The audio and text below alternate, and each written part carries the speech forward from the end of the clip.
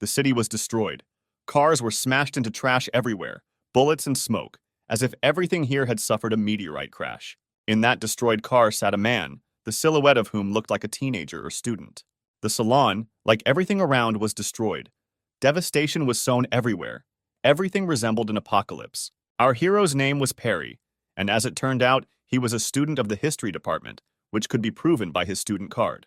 His hands began to show signs of life. They moved, which means that he will wake up soon. So his eyes opened. He obviously didn't understand anything that was going on around him. How he ended up here. Everything was a mystery to him. The following picture lined up before his eyes, the broken glass of the car in which he was sitting. He began to look around. What was happening here? How he got here? And most importantly, why all these questions were circling in his foggy head. This is a sign of the apocalypse. The dead filled the cities, which caused the devastation.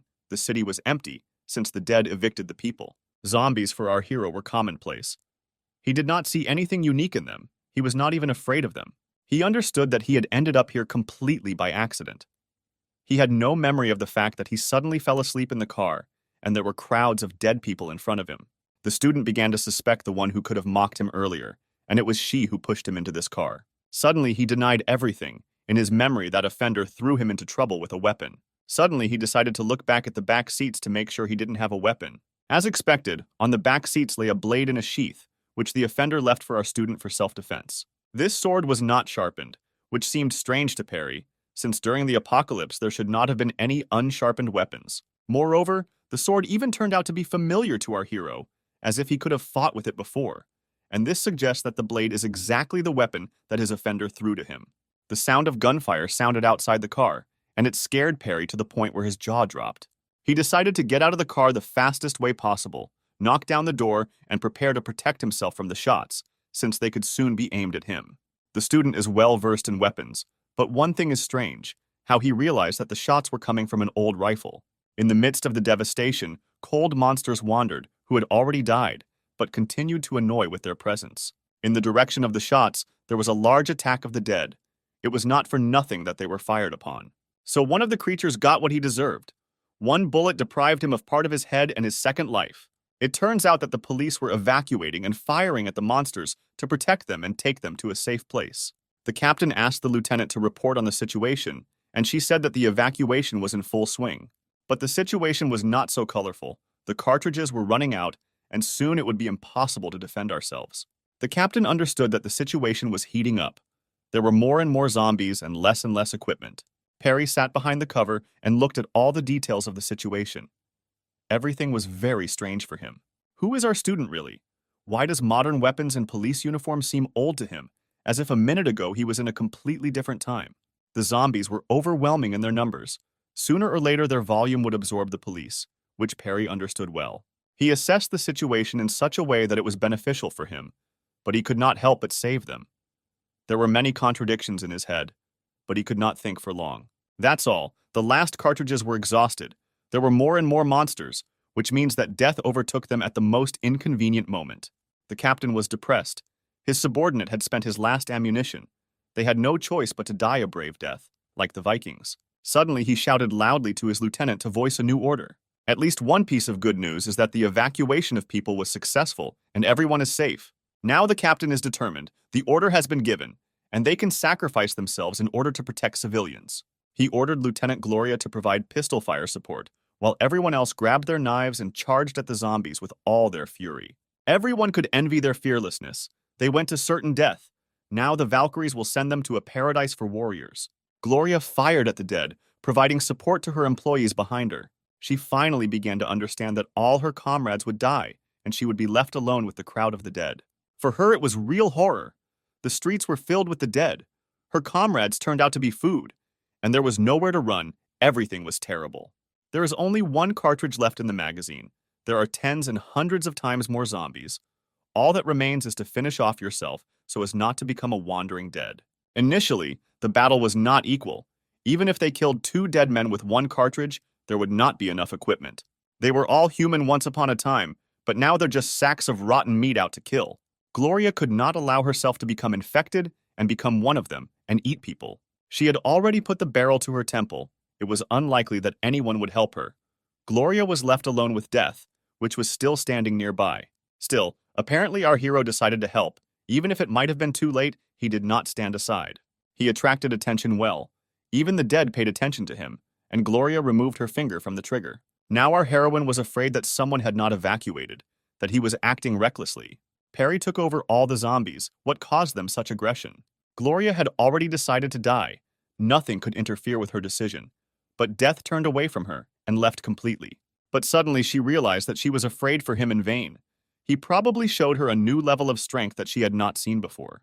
Everything turned out to be true. He easily puts the heads of these creatures on the asphalt with just a blunt sword. He was not going to retreat. Every step he took brought many deaths of the dead, which could not mean anything bad. Perry did incredible things. He was definitely not an ordinary student. Even a military man was not capable of this. He was probably out of his time now. Gloria couldn't believe that she was an ordinary person. Her jaw dropped, and her eyes became wider. She looked at all this with complete misunderstanding. The corpses fell onto the asphalt. Previously, she thought that death was inevitable, but now the monsters were destined to die. She understood that even the fighters of the elite squad had difficulty fighting with two, and an ordinary student could cope with hundreds alone. He chopped off the heads of these dead men over and over again. They could not even see the silhouette of their enemy. Gloria could not understand who he was, how he fought like that, and how much power he had in his hands. Perry cast his sharp gaze, which cut as well as his blade. The gaze pierced her. There was boundless rage and a desire to kill, as if she were his next victim. While he was thinking and thinking about the benefits of protecting the police, only Gloria remained. Once upon a time, he could have saved them, but the desire for profit killed everyone else, even if it was possible to save everyone. Our hero only needed a blade from the police, since his sword was poorly sharpened, and he thanked him for that. Suddenly, he decided to use long-range combat against zombies. Even a thrown knife would be stronger and faster than a bullet. The dead man could not expect such a force of the throw. The blade would pierce him through or send him into a long flight any minute now. Even the non-intelligent dead man understood by instinct that his death could not be avoided, since everything told him that his opponent was too strong for him. Perry brings a lot of pain to zombies. His agility is amazing, like a butterfly fluttering gracefully on the battlefield, avoiding every attack. He effectively deals with enemies. His mobility is too great for anyone to keep up with him. Still, he still needs the knife. He grabs it in order to increase the need for the blade to the maximum and kill many more dead people with his blade. The cost of the knife is justified. With a couple of swings, the heads of many dead people flew off. Everyone got what they deserved. Even wielding a blunt sword like blades that cut steel is proof that it doesn't matter what kind of sword it is. What matters is who holds the hilt. Our heroine's legs gave way and she fell to her knees as the surprise put such pressure on her. The rage shining in the eyes of the dead began to fade. Perry snuffed out that fire, their desire to kill extinguished by the influence of our hero.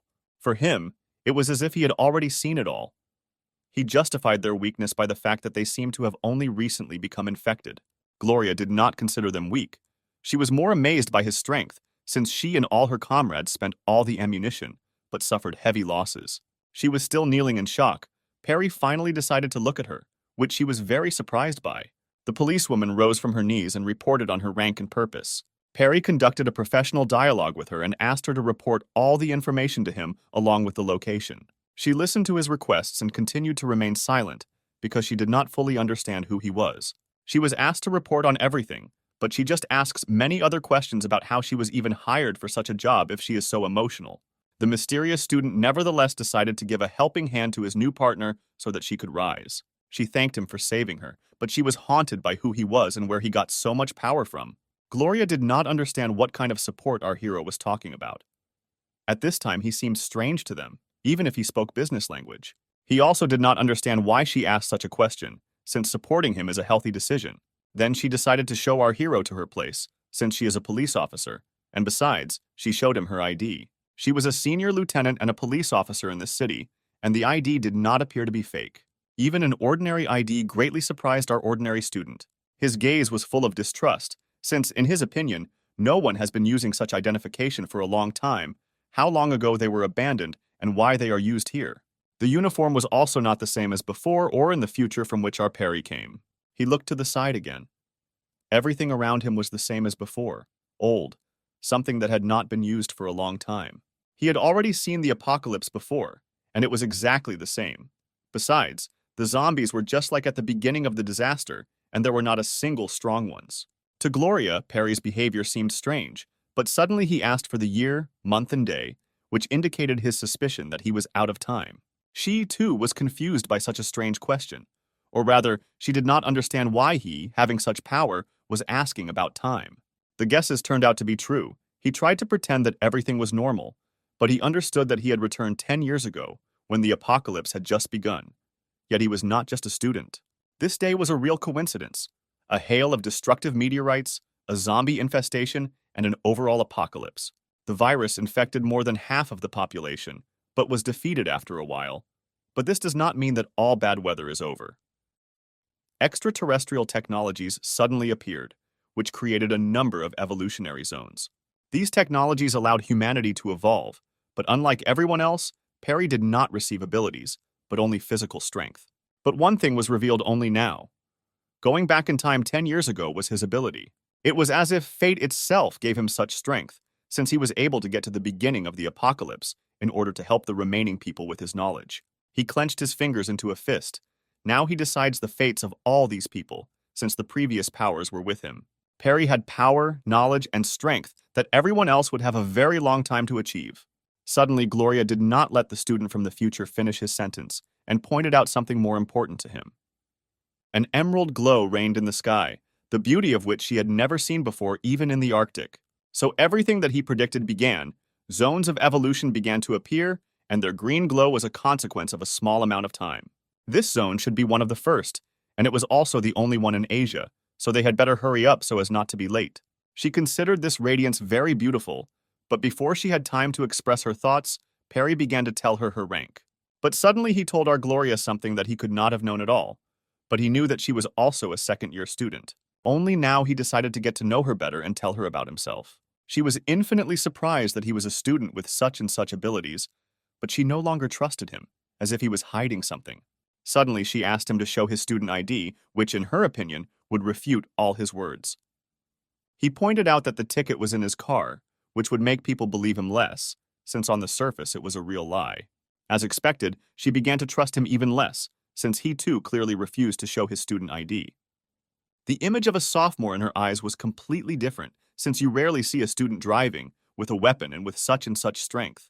She pointed her finger at him and told him that he was not a student at all, but she was partly right, since you are unlikely to meet such students of the future. Gloria was sure that he was a high-ranking military man who had come on a secret mission, but all her confidence disappeared in an instant, since he still showed this ill-fated student card. Now she had no words. She could not believe her eyes, since she was sure that they were lying to her. He snatched the ticket from her hands and pointed out that time was tight and it was worth hurrying. Gloria was completely humiliated in front of him, but he was not interested in this. It was important for him to get out of here, and he decided to find out if they had a car in which he and the team were supposed to come here. Still, he approached the car and began to take his seat to head to the evolution zone. Even here he makes her worry, since he is going to move out alone and leave Gloria all alone. She was not happy with this decision, since it was her car, and she could not go back without it. Perry points out to her that the northern area of the city, where he is just going, can be very dangerous, since there are a large number of infected people there, and everything follows that it is better for her to stay, because everything around has been cleared of zombies. The police did not understand why an ordinary student would need to go to the place of infection. What attracted him there so much? She suspected him that the ticket was a cover, and he was an elite military man. She even came to terms with the fact that he didn't want to admit it. Although she was wrong, he was definitely not an ordinary student. She is sure that she found a reproach for going with him, but no matter how it is, he will probably find a reason himself or refuse, no matter who she is. The sergeant constantly points out his rank and points out that she must go with him. Otherwise, there is no other way. All her confidence instantly evaporated when he said goodbye and closed the window without even listening to her completely. He is good at humiliating people. Even power in a police uniform is no match for him. He was indifferent to everything she told him. He was silent, and this greatly unsettled Gloria. Suddenly, she had hopes that she could still go with him, since Perry had the courage to open the window for her. It turns out that he doesn't know how to drive this car, which is exactly what our heroine should be able to do. It's not for nothing that she is the owner of the car. So they were already on their way. No one knows why, of course, those showdowns were necessary, but our beauty in a police uniform was driving. She became more and more convinced that an important person, since he did not even have to sit at the helm, his subordinates would do everything for him. She fixed her evil gaze on him. Her cunning was revealed only by her physiognomy. She felt as if she had revealed his every secret. In response to her insidious gaze, Perry looked into her eyes with complete composure and indifference, the kind of pressure only he could exert, similar to the pressure at the bottom of the oceans. She felt this cold and could have felt it on the other side of the world. She was literally covered in frost herself while she was sitting nearby. She was embarrassed by the fact that he was constantly staring at her. Even when she tried to cast an inconspicuous glance, his eyes were already drilling new holes. Each collision of glances chilled her to the point of trembling, whether it was a monster looking at her or the entire salon was in his eyes. But suddenly this strange silence stopped when Perry ordered her to stop. The car stopped, but why does he suddenly need to stop if they so urgently need to arrive in time to create a zone? Have they really arrived? Only our hero knows for what purpose they can leave halfway. Apparently his mercy has ended.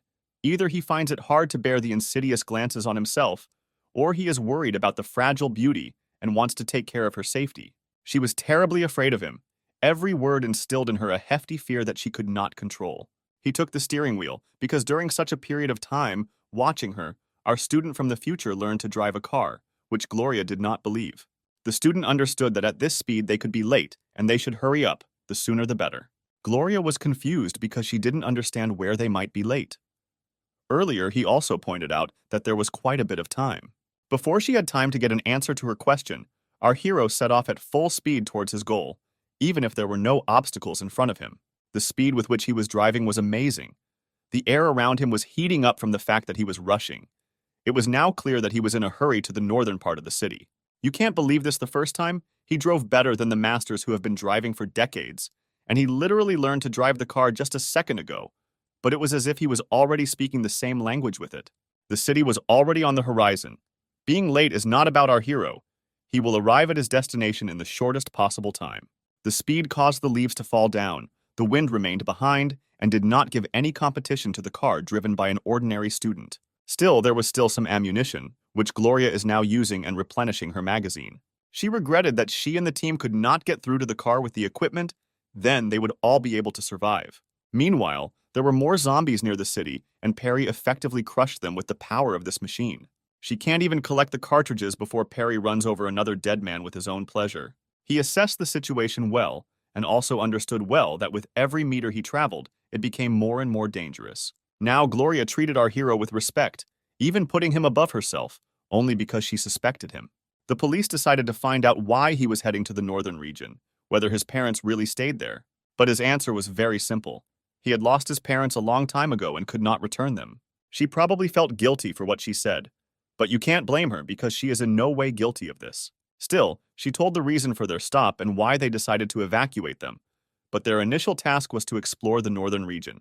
But along the way, they met people and priorities changed.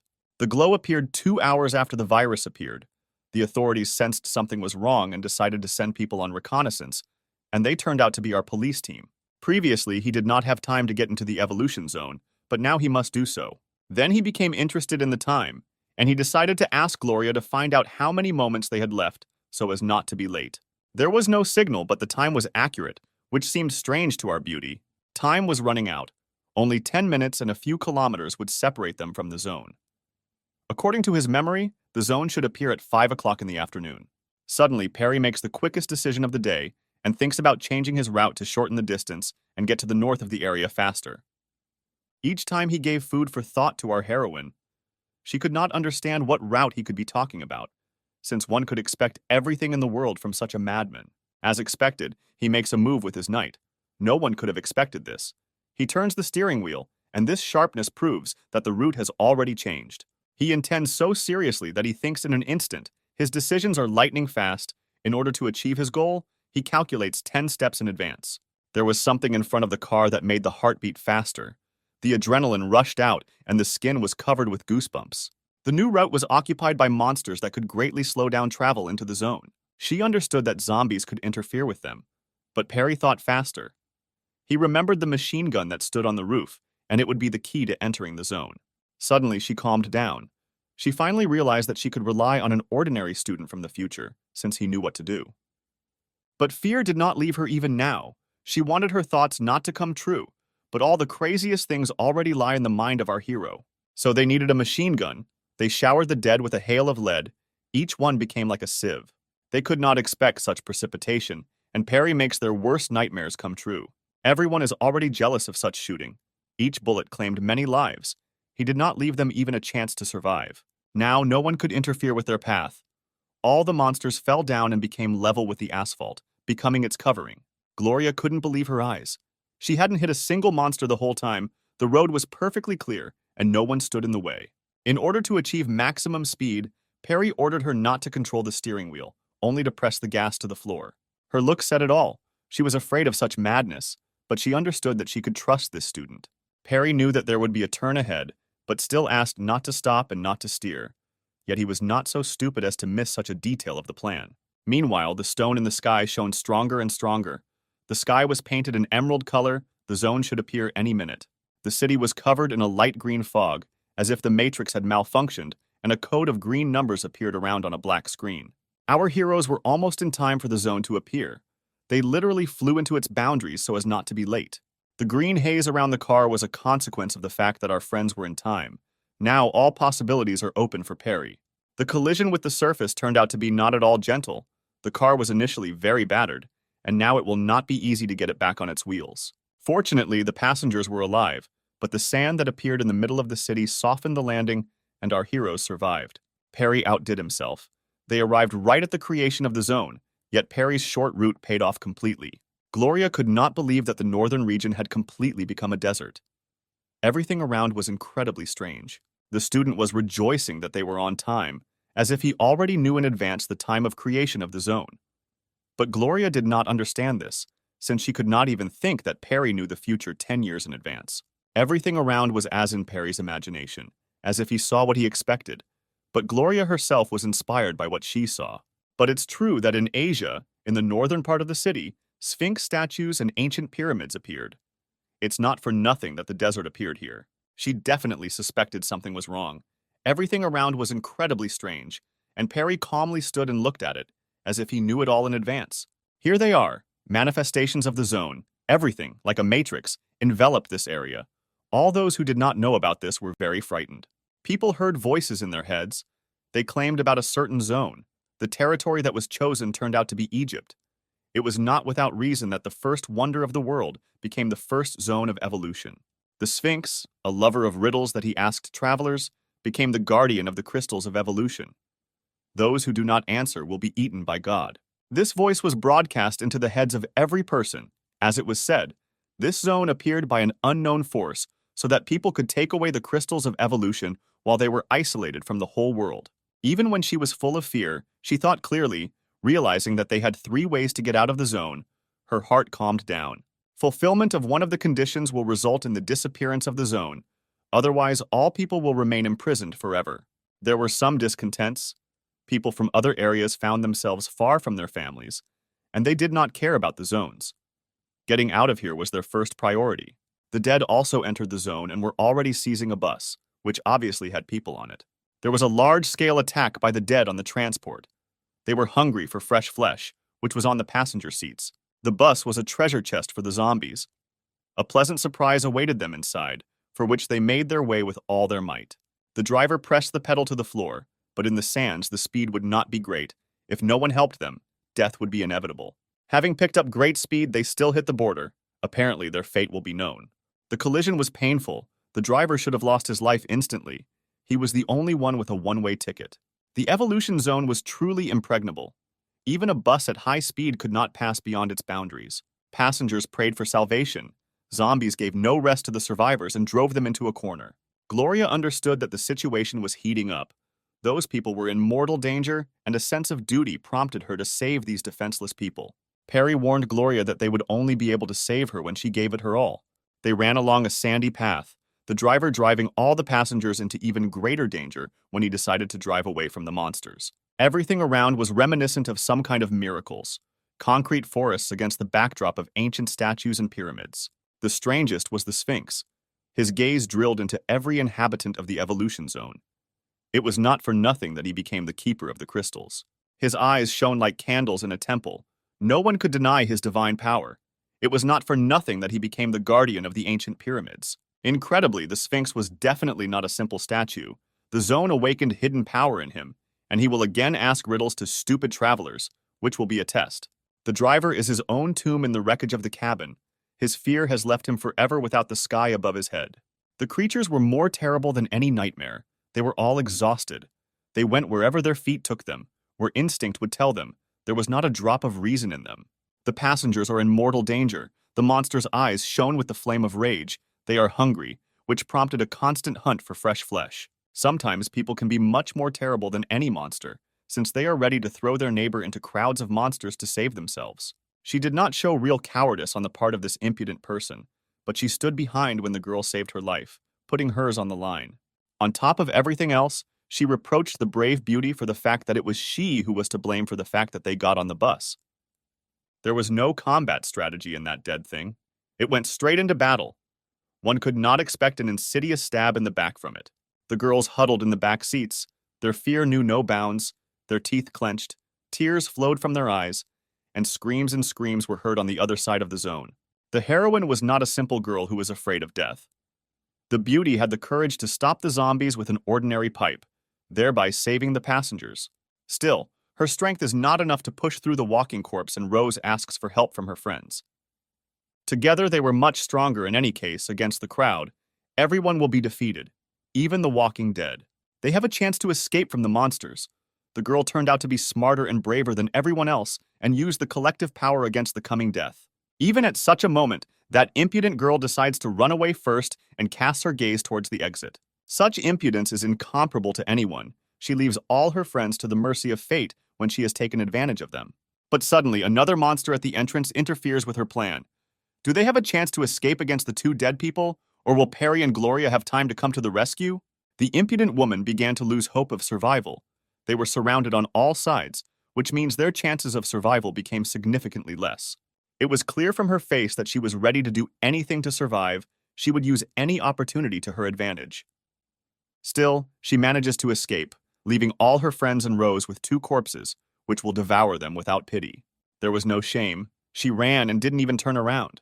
The death of her friends would be a moment of sadness for her, which she would forget after knocking. With every second the situation was heating up. The first dead man had already snatched the pipe into his hands. The other dead man was nearby. Everything was terrible for the heroines. The monsters made their way onto the bus. It was unlikely that anyone would save them, since they were imprisoned in a steel tomb, the ticket to which was the last journey. That willpower evaporated the very minute the second dead man appeared. The fragile beauty saw no way to get off the bus alive. Her last hopes left her, and everything else followed. Her eyes, empty of hope, suddenly change. A sparkle appears on the pupils. Shards of glass break right in front of her, which means that the saviors arrived on time. Here he is, our hero. The savior is just a student. The fighter against evil came at the very last moment. Now the zombies must change their route. Now they need to escape. A couple of moments and the beauty could lose her beautiful face. A couple more seconds and the girls could not avoid death. A master at rescuing beauties, Perry, as always, shows the effectiveness of his fight against the dead. They do not pose any danger to him. This is what a real hero looked like to her. In a moment she forgot about fear. The monster did not have time to touch her, since her savior turned out to be much faster. She understood that the battle was not over yet, and her savior was still in great danger. Her fears were justified. The zombie instantly appeared behind Perry's back, but he didn't care about the danger behind him. Such opponents weren't even a match for him. Just as he avoids the attack, he literally disappears from the dead man's horizons. The monster will never be able to cope with such speed. He was calm. His movements were smooth, like an ordinary student, but capable of performing miracles that encourage faith in the future. Such a hero can be trusted with fate, since his strength alone can make every enemy kneel before him. And again he decapitated a couple of dead men. They are like a glass of water for him to invigorate him at the beginning of the day. Rosa fully appreciated the strength of our hero. By her standards, it was amazing. He easily dealt with two dead men in a matter of seconds and sent them to rest. Perry looked at Rose as if he had already met her before. Or rather, in the future they would know each other. She looked back at him sweetly. The beauty still could not move away from what she saw. Since everything happened too quickly, her eyes could not even follow the movements. Yet it turned out that way. He recognized her as someone. Apparently she played an important role in the future, that even Perry managed to remember her. Rose was embarrassed by him. Such strength and charisma clouded her head. Her tongue became slurred, as if standing in front of her was the one whom she had loved all her life. Rose doesn't have time to thank Perry for saving her when Gloria bursts into the conversation and points out that everything is clear outside the bus. The dead man's corpse confirmed the safety inside the transport, and Rose was able to find out the name of her new idol.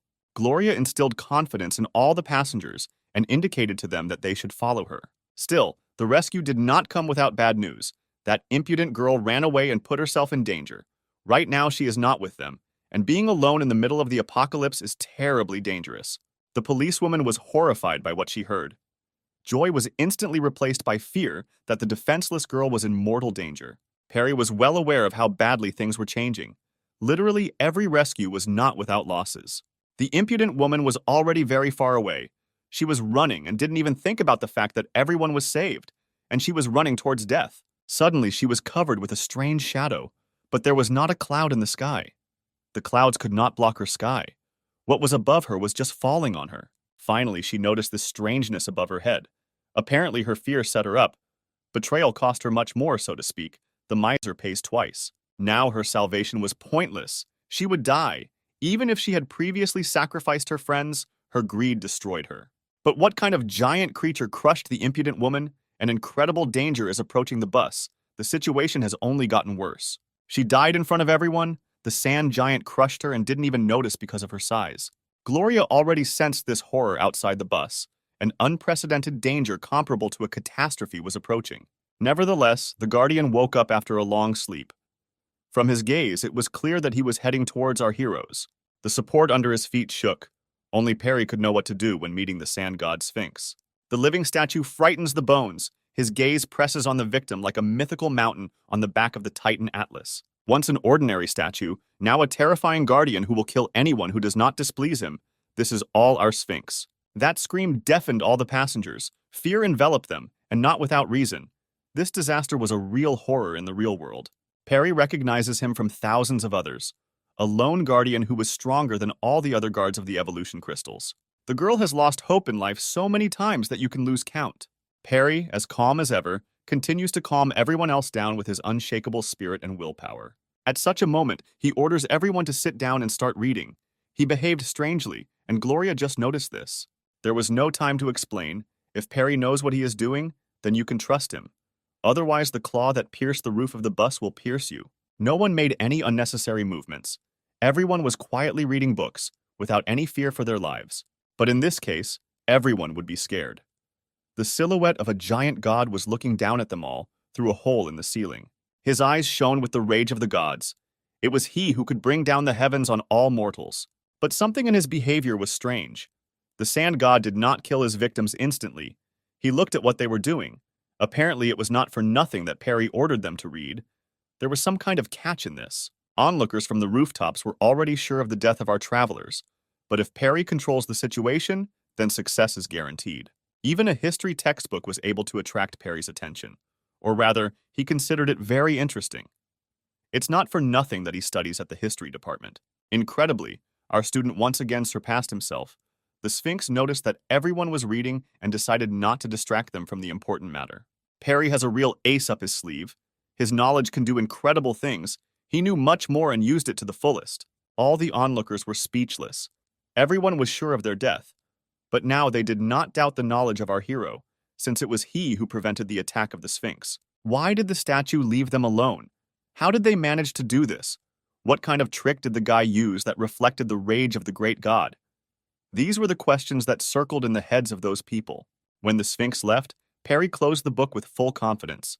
Everything was exactly with his intentions. Everyone was still afraid, but Perry, as always, knows how to calm. After all, even the most absurd solutions to problems saved their lives, like some kind of grotesque.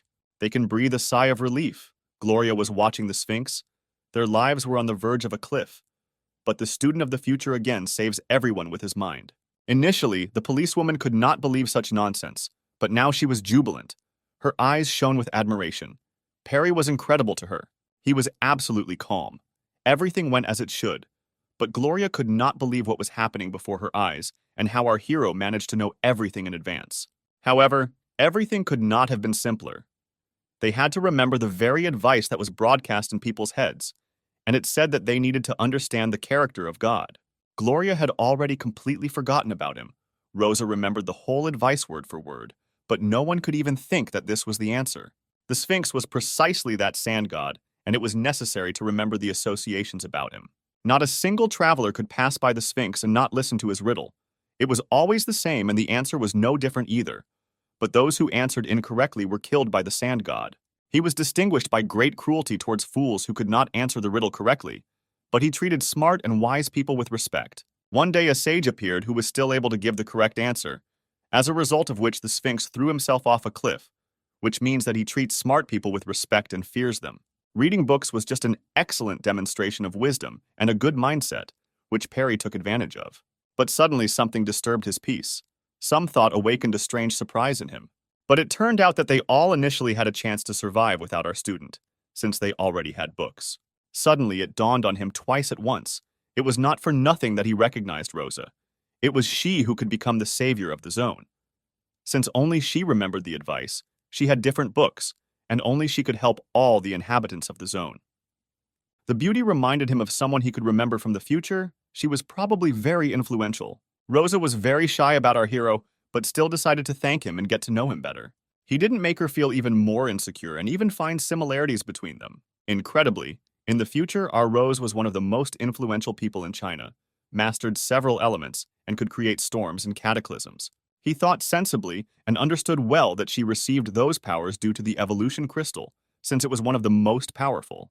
They even managed to find a common language, and it's not easy. He's a student at the same institution. Gloria interrupted their sweet heart-to-heart conversation by saying that they should deal with some sheep, and they should also deal with the Sphinx himself. Still, it's not so colorful. This method only worked until they attacked the Sphinx in order to obtain the crystal. The girls began to notice the darkness on the street and decided that they would rather spend the night on the bus. But Perry thought completely differently. There were too many factors that conflicted with the girls' decision. Since a large amount of blood could create many dead people, there was not enough food, and they also became a target for those onlookers. Perry had known for a long time about those who were watching them. He counted about 5 people who were constantly monitoring them. Such information put a lot of pressure on Gloria. She was already afraid that they could not only follow them, but also be planning something. The student understood that those people were not just spying, since the conditions of the zone and release from it contradicted this. Those onlookers had to come up with something in order to get the crystal or fulfill the other conditions. One of the conditions was that they should kill a few people to free themselves, which means that our heroines should not get into trouble if they are not ready to kill. Rosa and Gloria finally began to understand the seriousness of the situation. The zone is not grotesque, and every mistake can cost a lot. It's already completely dark. Perry points out to them that they should follow him and get it into their heads that in the current situation, people can be more dangerous than zombies. The main character completely forgot about the 2 girls. They had completely lost hope that the heroes would take them. The student realized that he had forgotten about the others while he was talking with Gloria and Rosa. Everyone followed the path that Perry had trodden for them, killing the monsters one by one. He hoped that the sandy wind would dull the zombies' senses and they would be safe. Gloria didn't know where they were going, but Perry knew where to go in advance, and his knowledge of the city is amazing, since he found the most optimal place to survive this night. The policeman didn't just end up on her duty, she also knows the city well and suggested a supermarket as a place of survival. But not everything is so simple. Perry also knew about this option. It was good, but the supermarket is the epicenter of the dead. Yes, there is a lot of things you need there, but a small store around the corner will be much safer. The store's resources are quite enough for 5 people, and dying in a giant supermarket from greedy people or hungry monsters is not the best solution. The store was very convenient in the event that they could be attacked, since one understanding was that an attack from the main passage would be useless, since there was an opposite back exit. In order for our heroes to fall into a trap, both entrances must be occupied, which means that the enemy forces will be weaker than if they block one exit with all their forces. Rosa greatly admired her idol, since he was both smart and strong, but Gloria knew that she did not fully understand his strength. And then she began to praise him, how he chopped up dozens and hundreds of dead people. This greatly displeased Perry, since he was trying to protect them, and all they did was praise him. Suddenly he stopped on a sandy road. Apparently they had already arrived at a place where they could spend the night. It was very quiet on the street, which was strange, since there should be at least echoes of enemies here. But nearby there was only deathly silence. Gloria noticed this store. It was right in front of them, but she didn't notice that it was too quiet here, which is why Perry stopped. In this quarter there were only old people, who should be the easiest to get infected, but there were no zombies anywhere. The student suspected something. For now, he decided to explore the situation alone, since there was an obvious trap that only Perry could defuse. So he stopped, sensed something, and was preparing to attack. The wind was blowing the sand, and the silence around gave a certain uneasiness. Perry understood that danger was right under his nose, and it was precisely this danger that should scare away all the monsters in the area. This entity was nearby. The student had already smelled it. He was on the trail of a mortal enemy. This enemy was truly strong and could compete with our hero. The entity was frightening with its appearance, sat in a trap, and waited for the victim to fall into the trap. Now Perry knew who was in front of him, and most importantly, where he was. Such a victim would turn out to be the most dangerous enemy for this entity. Something about this car was not quite right. Everything about it inspired fear, as if she was hiding an incredible danger behind herself. Perry already understood what this car was hiding and indicated to the one who was located under it to get out as quickly as possible. The student found himself a good enemy. If not for him, all the travelers would have fallen into the clutches of that creature. Gloria imagined the strength of that creature that easily lifted the car. Fear enveloped her, and she was no longer so confident in Perry's strength. Rose saw real horror in front of her, which no one should have seen.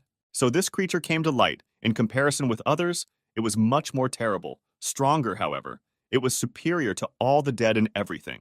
Gloria saw this danger and asked Perry to quickly run away from this monster. It was not for nothing that Perry, after the time jump, said that all long-range weapons were outdated, since not a single bullet could penetrate such enemies with such strength. The creature attacks. It threw the car with such ease, as if a child were playing racing. But Perry is not so simple. His agility is enough to dodge every attack. The student of the future warned his friends to be on the alert, as this rumble could attract new zombies. Where did such a creature suddenly come from? Can they really mutate and become stronger? If so, then the threat has become much more dangerous. Perry called the monster mutated, but not completely. They arrived at the moment of its mutation. While it is still weak, they have a chance to kill this creature. But after all, he was distinguished by his special strength and speed, strength and size. Literally, he was the strongest of his kind. It could destroy cars with its power. The monster can only be defeated if you find its weak points. Otherwise, it will be a corpse. The girls were very worried about Perry's life, since it was no longer possible to find a loophole, as in the case of the Sphinx. All their fears were a waste of time, as Perry avoids the attacks like a hare running away from another forest predator. Perry is not so simple as not to dodge such a light attack from such a monster. Such a monster, our hero, was equal to a mosquito. Still, the monster was furious. Hunger forced him to hunt for the weaker, but right now he was unlucky with his enemy. This creature will not give you peace, but our hero had no intention of dying. Such monsters should already be commonplace in the future. What scares us more is who these creatures will mutate into next and how quickly. The monster fails to catch Perry, and it falls into a fiery rage, which made it fight even more bloodthirsty. Perry even manages to mock the monster and its hopelessness, since if it were to attack, the student would easily get away from all the pressure of the enemy. Gloria has already imagined what will happen to Perry if he gets hit by this monster that destroys cars with one attack. But Perry never lets you down, and he doesn't attack, as if he's waiting for an opportune moment, since this creature has very few weak points. The monster is already at the limit of emotions. Anger is already bulging out. It quickly wants to absorb this impudent person who does not even attack in response. The lieutenant noticed that there were no longer any escape opportunities around Perry, which meant that he needed to attack or his death was inevitable. Perry did not expect such pressure from the monster. Now it was much faster than before, which means the strength also increased. With its entire appearance, the creature frightened everyone in the area. Among the zombies, no one was equal to him, which pushed him to the top. Now Perry did not run away from the monster, although he was already nearby and could break off a tasty morsel. Still, everything would not be so simple for the monster, since the enemy in front of him was much more dangerous than all the previous ones. Here he is, a furious look that cuts enemies into pieces. The student no longer intends to dodge. Now he will cut from the shoulder. As expected from our hero, one swing of the blade, like a halberd, cuts off the hand of a monster. Perry's behavior in battle was strange. Why didn't he cut off the monster's hand earlier?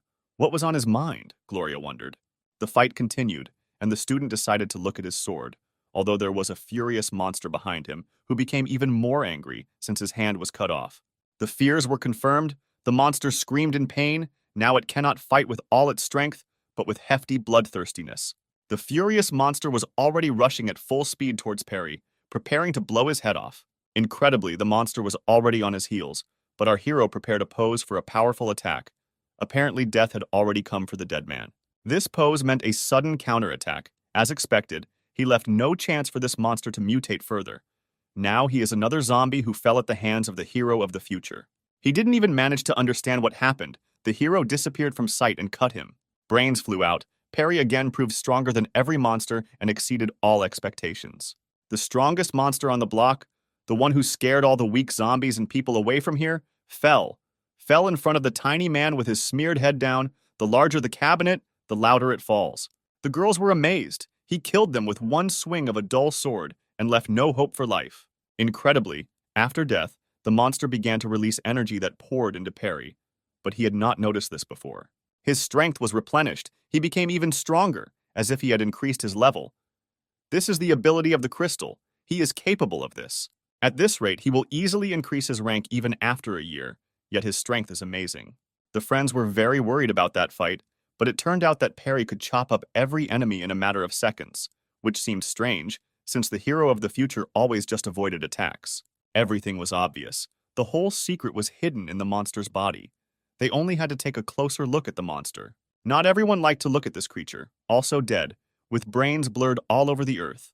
Gloria thought that Rosa was not afraid, since she did not show it, but the horror was present in her, yet she was determined to examine a potential enemy in the future, since one must know the enemy by sight. Perry saw potential in his girls, as both were uncomfortable with the sight of blood and flesh, but were able to overcome their fears, meaning that they would become very important people in this world. He grabbed Rose's hand. She immediately blushed with shame, but Perry wanted to calm her down so that she could see the whole monster properly. Rose began to study the monster's body, and Perry called Sergeant Gloria to join. He asked them about what they saw. There were bones on the body. They served as his armor, and it was impossible to pierce it with an ordinary sword. The bullets would not even scratch the creature. The exoskeleton was too strong to cut the creature in half, which is precisely why Perry did not attack it for a long time. What was more frightening was that such mutations appeared in just one day. What would happen next could only be guessed at the worst. The bones not only covered the entire body, but also became stronger. This advantage makes this creature immortal in the area, since not a single bullet will pierce such a frame. She compared these bones in terms of strength to metal. In front of them was a tank on 2 legs, which could only be penetrated by other military equipment. This is exactly what was stopping Perry. Thoughtless attacks will lead to the destruction of the blade, and shots are only a waste of ammunition. As the hero of the future found out, it is best to hit the joints, ignoring the exoskeleton. This is how it happened to kill the monster, cutting off its head with just one swing of the blade. Gloria immediately decided to inform everyone at headquarters about this, but didn't think at all that she had to get out of here first. Due to the fact that this big guy was the strongest in the area, the path to here was clear. But now weak zombies will fill the entire space here, and they should quickly get out of here. As expected, they arrived at the store just in time, just as the zombies were just gathering in the alleys. There were candles in the store, and our heroes decided to use them. There were 50 candles in total, and one was enough for only an hour, which means that they must be used wisely. Food is also a valuable resource that should be spent wisely. Gloria agreed with this, and also planned that canned and sugary foods should be used later, since they have the longest shelf life. Incredibly, Perry was very lucky with his partners, as they promised him that they would take over the cooking and let him go on vacation. The future hero tried to offer to help, but even Rose agreed with the lieutenant. Perry's pressure immediately dropped. He finally agreed to help and can relax thanks to the care of such beauties. These are craftswomen. They both did their best and prepared a royal dinner, but Perry was very lucky to have them. I won't tire of repeating. The hero praised this dinner without tasting it, as it initially looked very appetizing. The first test of a masterpiece from the fragile and delicate hands of beauties should be promising. The reaction was amazing. He recognized this taste from 1,000. As if lightning struck, so to speak, the hands of these sorceresses conjured an object of art. Rose already thought that Perry didn't like it, but he was more surprised since it was magical. It was all due to the spices, which were the best in China, but the merits of the girls cannot be denied. These spices would become a luxury in the future and the most valuable product on the black market, something he hadn't eaten in 10 years. This taste was a memory that he could only obtain by jumping back in time 10 years. Gloria took care of Perry and tried to get him to eat meat, since he paid all his attention to vegetables. He refused such care since he loved vegetables very much, and besides, he wanted to leave meat for them too. But he really wanted to eat vegetables, which were in short supply after the apocalypse, which was precisely the reason for his love for growing produce. The sergeant thought that he cared about them and brought out his kindness in him so that they would have a good meal. She was struck by such thoughts. She admired his kindness and began to sob like a child. Rose more and more did not understand the reason for the strange behavior of the children, since one was crying for no reason, and the other was reacting to food as if he did not like it. The candle has almost gone out, which means we need to get ready for bed and wait for a new day. The plates were empty and everyone had finished their dinner just as one candle went out. Even here, his concern knew no bounds. He decided to share the blankets with everyone, but did not take a single one for himself. He decided to sleep separately from everyone in the corner and let them bask together, but Gloria stopped him for some unknown reason. She asked him to stay with them because they had a lot of questions that they needed answers to. The lieutenant wanted to know why Perry was so strong and where he got so much knowledge, which was also interesting to Rose. The hero scratched his head and was finally able to understand what they wanted from him. The crescent moon had already taken its place in the sky and illuminated the path for everyone. The girls were shocked by what they heard. They were surprised by the evolution that the zombies had, which became stronger due to it. For only one reason, everyone around them became stronger and adapted to the world around them due to evolution. Rodents acquired strong front teeth to crack nuts. Zombies became stronger to stab people. In general, with each stage of evolution, zombies can be divided into as many as 5 classes. Stray zombies were the weakest, did not differ in particular strength and speed. Strength and size also did not change. The mutated dead were already much stronger and faster. They became giants among their own and could pose a danger to an ordinary person. The frightening corpses were a nightmare in the flesh. It was not for nothing that they received such a name. Only the 4th stage, and they are already disasters that can bring many problems to humanity. And here come the catastrophes, the highest level of power among the dead. They cannot even fall close to the power of the descendants, the highest level of evolution. The wandering ones did not have much strength, and they did not have any obvious changes for a long time. But suddenly they acquired fangs and claws instead of teeth and hands. Literally over time they became the most terrible creatures. Among the evolved, there are rare species, and that giant was precisely the species that is found only in the sands of deserts. The girls understood that the dead are becoming stronger, and what about ordinary survivors who cannot evolve? But there is also good news, and evolution zones allow people to become stronger. By that time, the sun had already taken its place at the zenith and gave an incredible view of its dawn. Finally, they began to get out. It's worth reconnaissance of the situation so that there are no unnecessary problems in the future. Gloria did not walk calmly. That conversation could not get out of her head, as the situation was getting worse and worse every minute. Rose was also restless, keeping her weapon at the ready to stop every surprise attack. And they were haunted by the very good news that people were also becoming stronger. Every person could and can evolve, even including our girls. They have already noticed that it is difficult for ordinary people to survive here for at least a day. Just for this reason, tomorrow they are going to get the Crystal of Evolution, and then the girls will practice fighting against the dead. Such good news never made the heroines happy. They were more scared for their lives. Other girls did not want to learn new skills and become stronger, because they were very afraid of the danger outside. He forgot about them again, although initially he didn't even want to take them with him. Morning was coming on the heels. Sunlight was supposed to scare away the dead, but the strongest and bravest remained. So they came across a dead man on the way, who could become training for the girls. But no matter how it was, Perry decided to take him on himself, since he was stronger than ordinary strays. It didn't take long for our hero to deal with such a weakling and plunge a sword into his head. The blood of a fallen monster dripped from the sword, which could not do anything to our hero, since the difference in strength was too great. Still, that zombie did not live up to Perry's expectations, since he was weak, but the girls in their heads praised him again. Suddenly something appeared to the side. The hero glanced and waited for a new attack. On that side, there were dead men who were weaker than the last one, which would be just right for training. Finally, they will be able to practice. Perry considered these dead men to be weaklings, which will be just right for our beauties. Gloria was already in full readiness, but Rose did not at all like killing someone, or she was afraid of these creatures. He thought that his excessive concern had a bad influence, but his fears disappeared when he realized that she was only a high school student, and it was normal for her to be afraid. Suddenly, she woke up. Perry promised her that in any case he would be there and help in an emergency. Rose gathered her courage, and now the fire was visible in her eyes. It shone brighter than any flame, yet Perry knows how to raise the morale of even such a beauty. She was very reasonable. Realizing that the elder could become the leader of the entire apocalypse, she could not get lost in his shadow. The dead did not wait for them to stop having a nice conversation. For them, there is no matter of honor and pride. Killing and only killing is on their minds. The sergeant took on the first and gave him a good rebuff. It was not in vain that she was recruited into the service. She did not waste time on it. Her actions were lightning fast. The dead man did not have time to respond with anything before his hands were wringing and preparing him for death. Zombies attack mindlessly. Precisely because of this, their actions are easy to predict and take action against them, if, of course, they are fighting against an intelligent creature. The monster can only utter his screams, which no one will ever understand. Gloria can breathe a sigh of relief. Defeating the monster using close combat was not easy for her. Now it was Rose's turn. The monster was already rushing after her. She was looking straight at him. Fear was present, but her intentions were higher than that. Here comes the first zombie attack. She easily avoids it, realizing that it is too early to counterattack. Time after time, the monster misses Rose.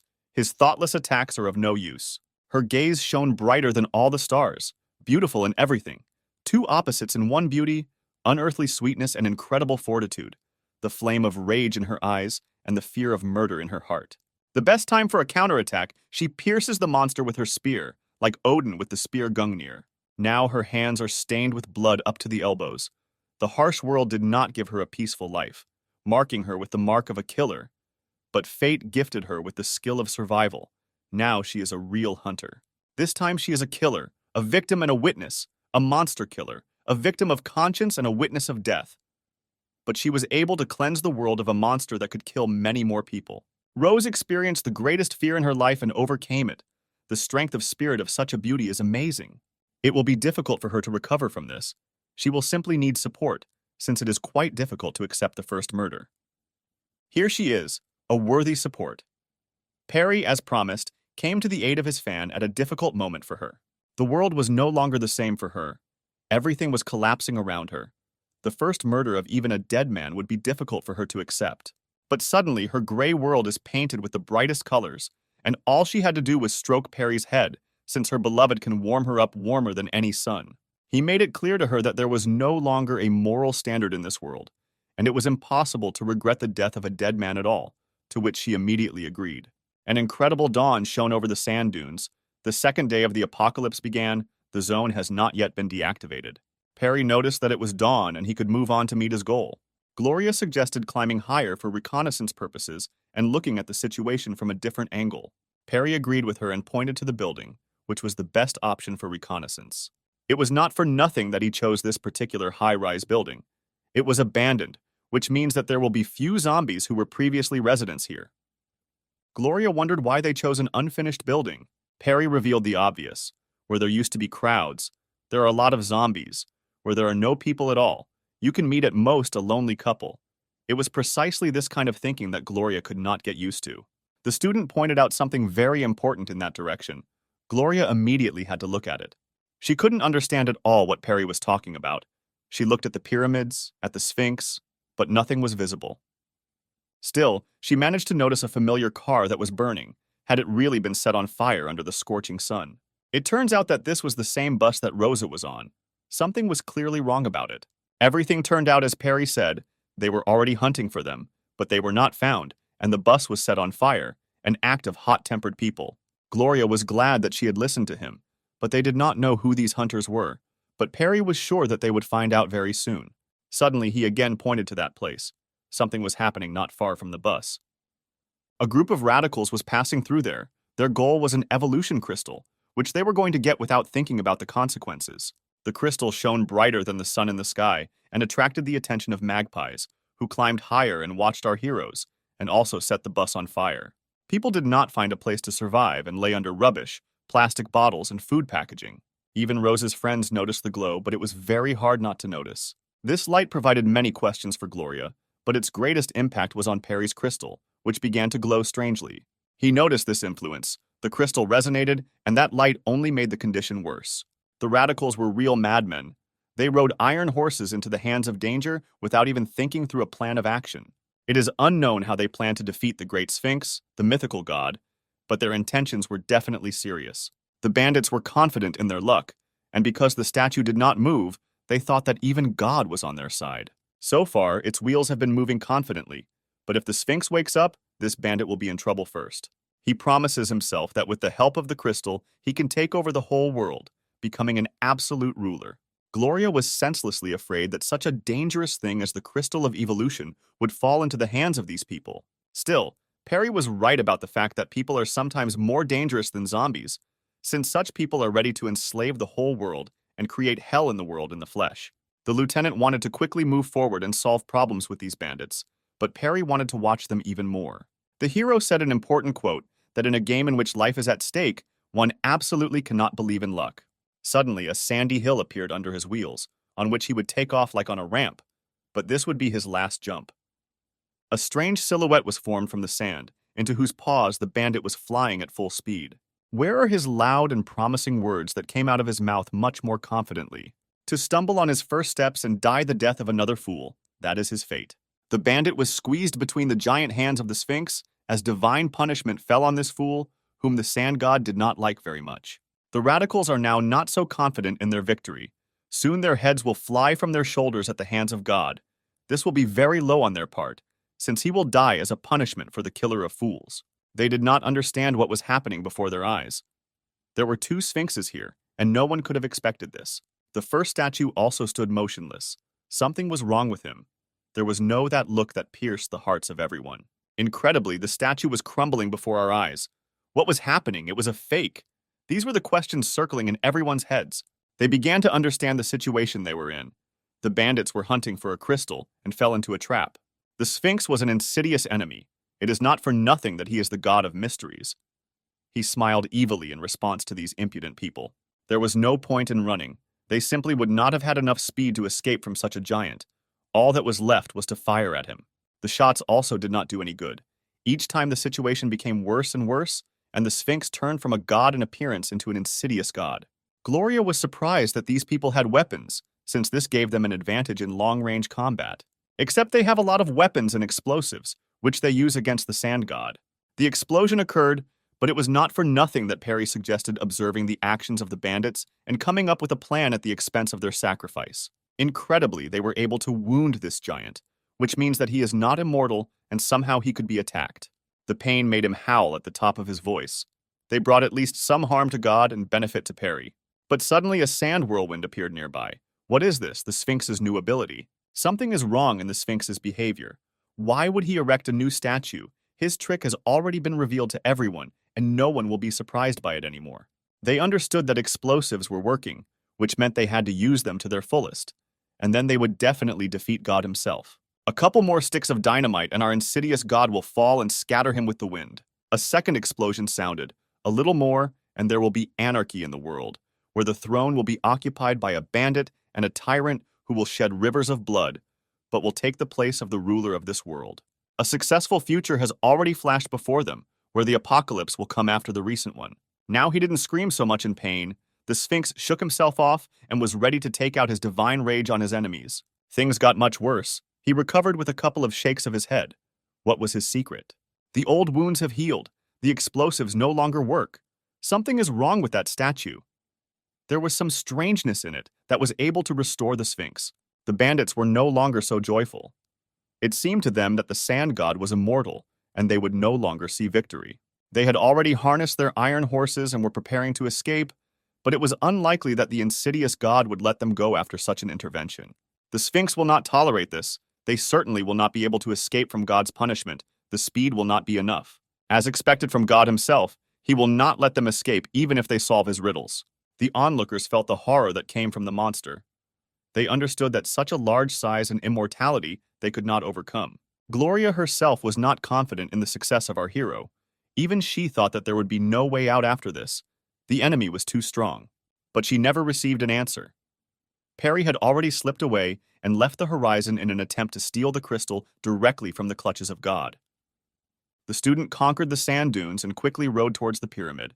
Now he has observed enough and can come up with a good plan against God. The speed was amazing. He was in front of everyone, attracted the attention of all onlookers of the clouds of sand. One day the Sphinx himself would notice him. There were no unnecessary words from his mouth. His ride was more confident, since now he knows everyone is waiting for every sneaky trick from the god of riddles. Fear, this is not about him at all, is unbridled rage and strength that gives him fearlessness in front of any enemy. Onlookers did not immediately recognize Perry. They even considered his behavior reckless, since this happened a minute ago. Just those bandits gave him a good opportunity. He received enough information and can avoid every surprise. The pyramid here is also not simple. Even if there is a crystal of evolution at the top, there is some kind of secret at its base. She definitely haunted Perry. Something was wrong with her, and he clearly saw it. The students suspected the pyramid that it could become the second guardian. It is not for nothing that in other zones, the guardians protect the crystal in pairs. The hand tightly squeezed the steering wheel, stronger and stronger. His intentions were more serious than ever. Victory would be guaranteed. So the Sphinx himself noticed him. He could not expect such pressure from his enemies. Everyone wanted to get a crystal and become many times stronger. The hero stood opposite the Sphinx. The guardian understood his intentions. He was definitely not here to observe the views of the pyramids. Perry exceeded his very impudence. He dared to call God a cat and called him closer to him. A small fire burned in his eyes. With immortality, no one can interfere with him, but this does not bother our hero. The Sphinx followed Perry's lead. He was able to win his attention and become a worthy enemy, and a madman who decided to attack the immortal god of mysteries. The bandits were sure that our hero's behavior was insane. They considered him an idiot for going into battle with such danger without coming up with a plan. Sergeant Gloria understood that if Perry decided to do something, then he was acting correctly. He would never run where his feet took him. Meanwhile, the sandcat was preparing a strong attack. Its silhouette was terrible. There was nothing good about it. But Perry is not so simple. It is not for nothing that he is the hero of the future. It is on his shoulders that the salvation of all humanity lies, and it is he who will get this crystal. Incredibly, he used the blade as a spring to launch himself into the air to avoid the blow. And he does it in the best possible way. His skill is amazing. He uses every consumable to the maximum. Owning a motorcycle is like they are one and the same, as if from birth he is on wheels, demonstrating his incredible skill to everyone around him. The Sphinx is disgraced time after time. No matter how fast he is, Perry will always escape all sudden blows. The onlookers did not believe their eyes. They thought that everything would be so simple, and the hero would bow his knees at the beginning of the battle. No matter how it was, he would destroy their expectations until they died. Really, the Sphinx's eyes shone with a golden light, a new ability of the god that no one had ever seen. He probably recognized our hero as a worthy opponent. The sand was collected into silhouettes.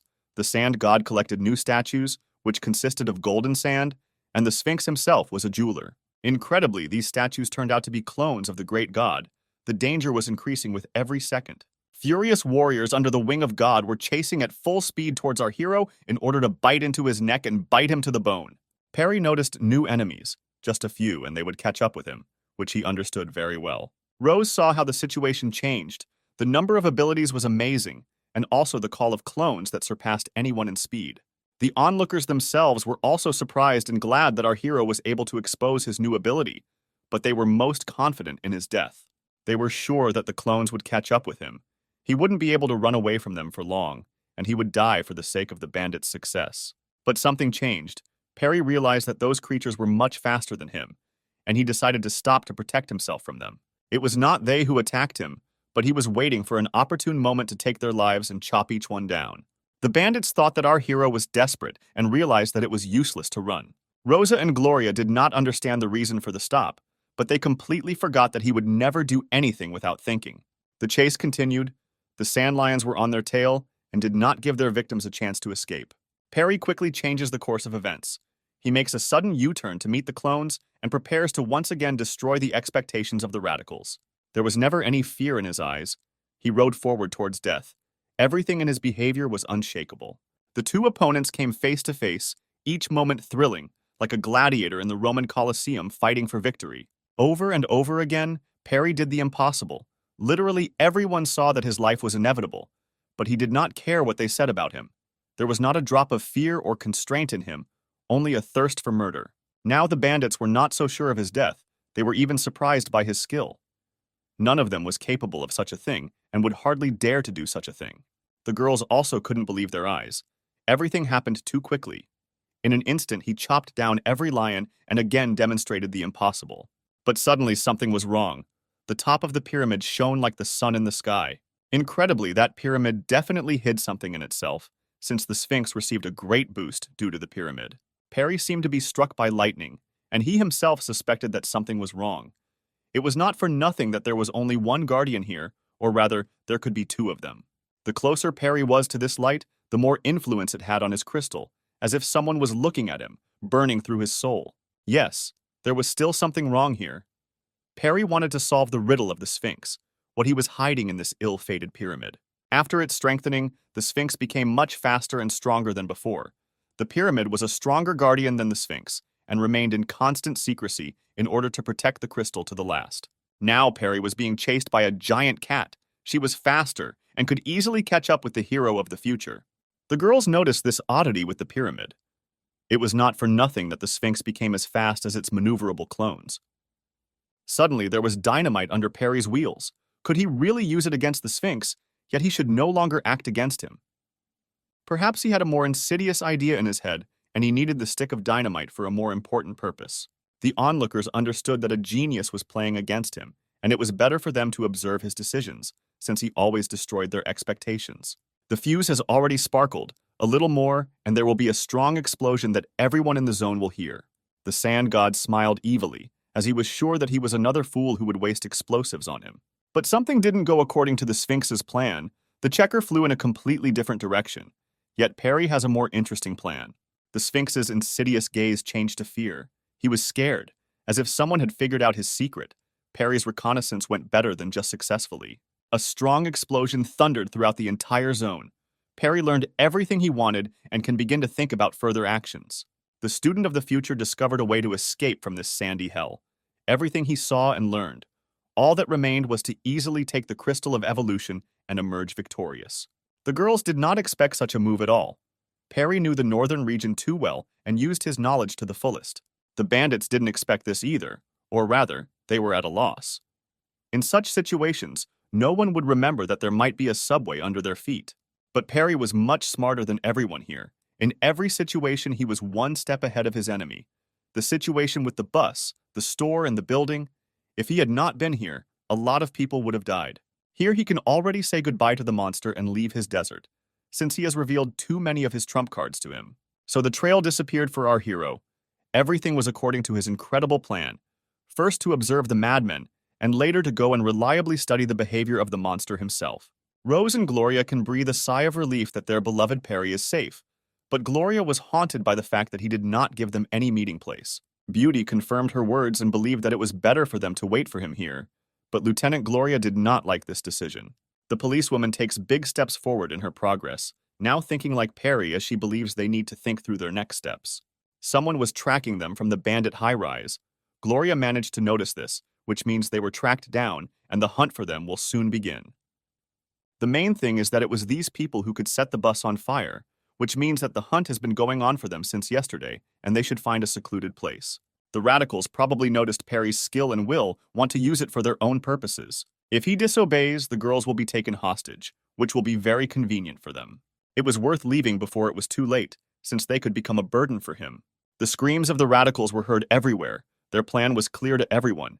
Even the girls guessed their intentions. One of the observers was already running to report to the chief about the discovery of those who were on the bus yesterday. The commander of these 6 liked to flip a coin, which may mean that he was gambling in their activities. The radical commander was covered in scars, had clearly suffered many battles, and had become a madman professional warrior. The 6th observer reported everything he had. Apparently they really liked Perry. It's not for nothing that they are chasing him like that. As expected from the radicals, to use what was still in effect, they understood that the hero knew a lot, and his knowledge could be used to obtain the evolution crystal. They had already set out to hunt, gathered all their strength to capture the 2 girls. The commander was definitely a madman. It was late afternoon. The second day of the apocalypse was coming to an end, but the danger did not disappear. The girls ran at full speed to avoid falling into the hands of insidious bandits who had never spoken to a woman in their lives. The sergeant decided to leave here through the alley, since they might be noticed. But Rose thought that there were a lot of zombies there, which would be a reason not to go there.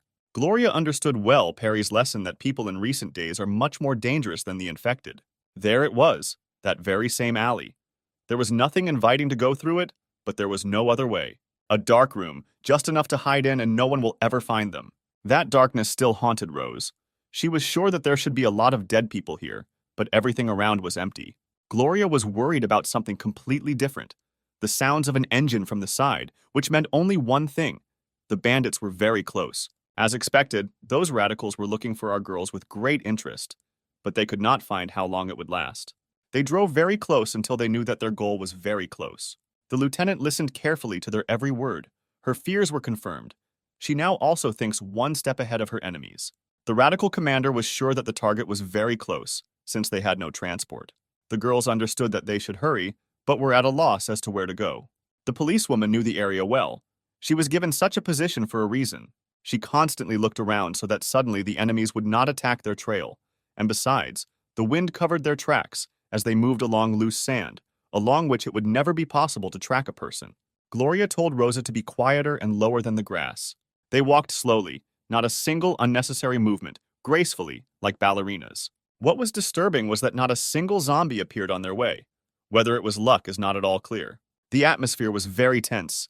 Every wrong move could lead to their death or make them a burden to parry. Everything is terrible. It is unknown why there was suddenly a creaking sound from the door. There was definitely something behind it.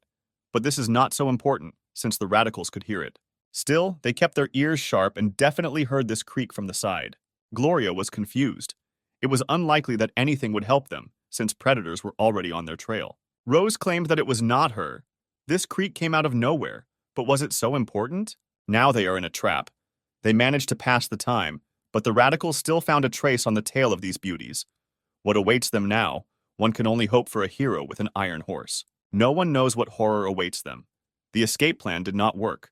Perry was very far away, and the radicals could use them as hostages to take advantage of his power and knowledge. Last time, Perry did the impossible, tease God himself and escape alive from his clutches. Only our hero could do this. He was thinking about how to defeat this giant monster, the god of riddles and simply the Sphinx. His head was full of thoughts. But it seemed strange to him that the sand god had so suddenly received incredible power. Something was definitely not pure here. According to the memory of our hero of the future, this level of complexity is not at all typical for evolution zones. Immortal guardians also receive power from nowhere. What was even more disturbing was that in her past life, Rose was able to overpower these guardians and take the crystals of evolution for herself. But suddenly it dawned on him. It wasn't about the high school student at all. It was connected to something completely different. Here is the solution. Perry himself was to blame for everything. That strange reaction, that terrifying look. All the red threads led to one thing, to our hero. The power of his crystal was that he could absorb the power of the dead he killed, but in return he became like them. Suddenly it dawned on him that he was able to unravel the most important secret of the Sphinx and its guardians. He had already come close to solving the mystery of why there was only one guardian in this zone. Everything was initially not as the eyes of all the inhabitants of the zone saw.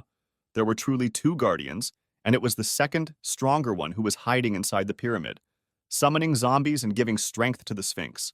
Perry decided to find the entrance to this subway to get out. Then, together with the girls, discuss a plan to defeat the guardians. Incredibly, even in the destroyed metro, there was still electricity, which means it will be possible to go far away from here or something better to come up with. Perry was so immersed in his thoughts that he even forgot to look around and did not notice the giant crowds of the dead. Well, now he has enough information about the enemy, and he can say that he knows the enemy by sight like the back of his hand. Here we are taken to a coin flipper, the boss of the local area, who is hunting for our heroines. Today should be a holiday for the bandits. If they manage to catch Rosa and Gloria, then it won't be difficult for them to use Perry for their dirty purposes. The radicals were truly insane. Only the symptom of a psychopath was visible on their faces. They went crazy due to the fact that the boss imposed unheard of wealth and power on them. Even if they get it, a second apocalypse will come to the world. But suddenly something interfered with their zeal. A couple of bullets erased the smile from their faces. All the evil that they did here had no meaning for them, since they were now dead. The lieutenant holds her position for a reason. She can easily stand up for herself and the defenseless. Realizing that they need them alive, she can take advantage of their helplessness. A couple of criminals have already fallen. It's unlikely that this will scare the bandits to come closer, but it certainly won't last long. The girls were in a trap that they had driven themselves into. All that was left was to fight off the enemies with their last strength and wait for Perry to arrive. Still, Boss doesn't care at all about who Gloria is. Even though she is the commander-in-chief of the army, now there is no law before him, and his representatives for him are only men and beauties in uniform. Here are the first shots from the bandits. They clearly intend to do it seriously. They are even ready to wound the girl. Not a single bullet hit, as if they were not aimed at, But they had to run, otherwise they would not escape death. The heroines decided to hide around the corner between the houses. While they have strength, their legs are walking, and their heads are thinking they can always be saved. But the most important bad weather was the cartridges. They ran out at the very moment for them. They were at a dead end, the bandits were nearby, the cartridges had run out, everything could not have been worse. The situation was heating up. Perry would have to wait for a long time. For the bandits, everything was perfect. The main enemy, Perry, was distracted by the Sphinx. The girls ran out of ammunition, and he could easily grab them, torturing them to death. Their temper was terrible. They laughed at the fact that the crowd could squeeze two fragile beauties into a corner, real weaklings. The girls understood that the situation was very bad. Gloria thought about the next steps, but apparently nothing came to mind. But suddenly panic spread among the group of bandits. What was it? They were talking about a certain sound of an engine, which was similar to a motorcycle rushing behind them. Suddenly, the six seemed to be struck by lightning. It turned out that the sound was coming from above, and it was getting closer and closer. Incredibly, the student of the future arrived just in time. Oh, our savior? How magnificently he flies over the heads of the girls. So he crushed the smartest one, salvation is now guaranteed, and the girls have nothing to fear anymore. Screams came from another alley. This greatly intrigued the boss of the gang of bandits. Someone unknown was driving the bandits out of the alley. He was clearly strong, as he was able to clear the street from a crowd of enemies. They were very frightened. Little by little, their immense confidence left the radicals. Their enemy was able to show them their place. Here he is. Perry will not spare anyone now. Every enemy will fall at his hands, since they dared to attack his beauties. As it turned out, they still recognized him. The strange thing is that they called our hero of eccentrics, even if he was a local genius. The girls warned him to be careful, as they want to use his power and knowledge against the Guardians. Perry will not engage in long negotiations. He will first ask a question. After receiving an answer, he will already decide what to do with the enemy and what he deserves. The boss told the whole truth that he wanted from him. All that the head of the district needed was our hero and his capabilities. The student is good at daring his elders, only he has enough power to take the lives of the entire gang. The boss will not tolerate such impudence. He comes with a business proposal, and the kid is rude to him. That's all his thoughts. It was precisely because of such people that the disaster only worsened and grew into an apocalypse, Perry believes. The bandit boss does not believe that good people are destined to survive in this world. If they stumble, they will die. Only scoundrels survive here. Perry made a simple but true point. Hard times create terrible people, bringing out their worst traits and hidden intentions. The existence of such people can pose a threat to the entire civilization, namely those people who want only wealth for themselves and destruction around them, who do not care what happens to a loved one, those who have no values. The bandits were perplexed that Perry suddenly glowed with red flames and even considered him infected. By that time, the student rushed to attack. His enhancements brought our hero to a new level of strength. He literally became lightning and disappeared in front of his enemies. The radicals should already be accustomed to the fact that an eccentric can do the impossible, but they were ready for this, or rather, for such speed. Only a moment passed, and almost the entire gang was already dead. They were pierced by an unknown force. The hope of victory left them. It was a real horror for the bandits. Their whole life flew by before their eyes, but they were supposed to become worthy opponents for our hero. The boss was already in despair. He ordered everyone to shoot every centimeter in this alley. Bullets are no problem for Perry. He is much faster than them. His sword cuts off more heads than bullets come out of their barrels. Everyone called him a madman, an eccentric and a suicide bomber, but now each of them is dying at his hands. His hands are chopping off their chests and heads, and they can't do anything. A couple of moments and each bandit says goodbye to his thieving, criminal life. All their joys have become a moment of happiness. After all, the gang boss saw the reality before his eyes. At this rate, Perry would only chop up everyone, and their kidnapping operation would be a complete failure. Rose saw that the elder became stronger again and again. Literally, with every second his strength doubled. Suddenly, her look changed. She was scared. Something was in front of her and made her shake in a cold sweat. Still, the insidious boss will always be cunning. He has no moral standards, and moreover, there is only one way left for him to survive, to capture the girls, threatening them with death. Rose and Gloria could have relied on Perry, but he was too far away. They could only rely on themselves and their strength.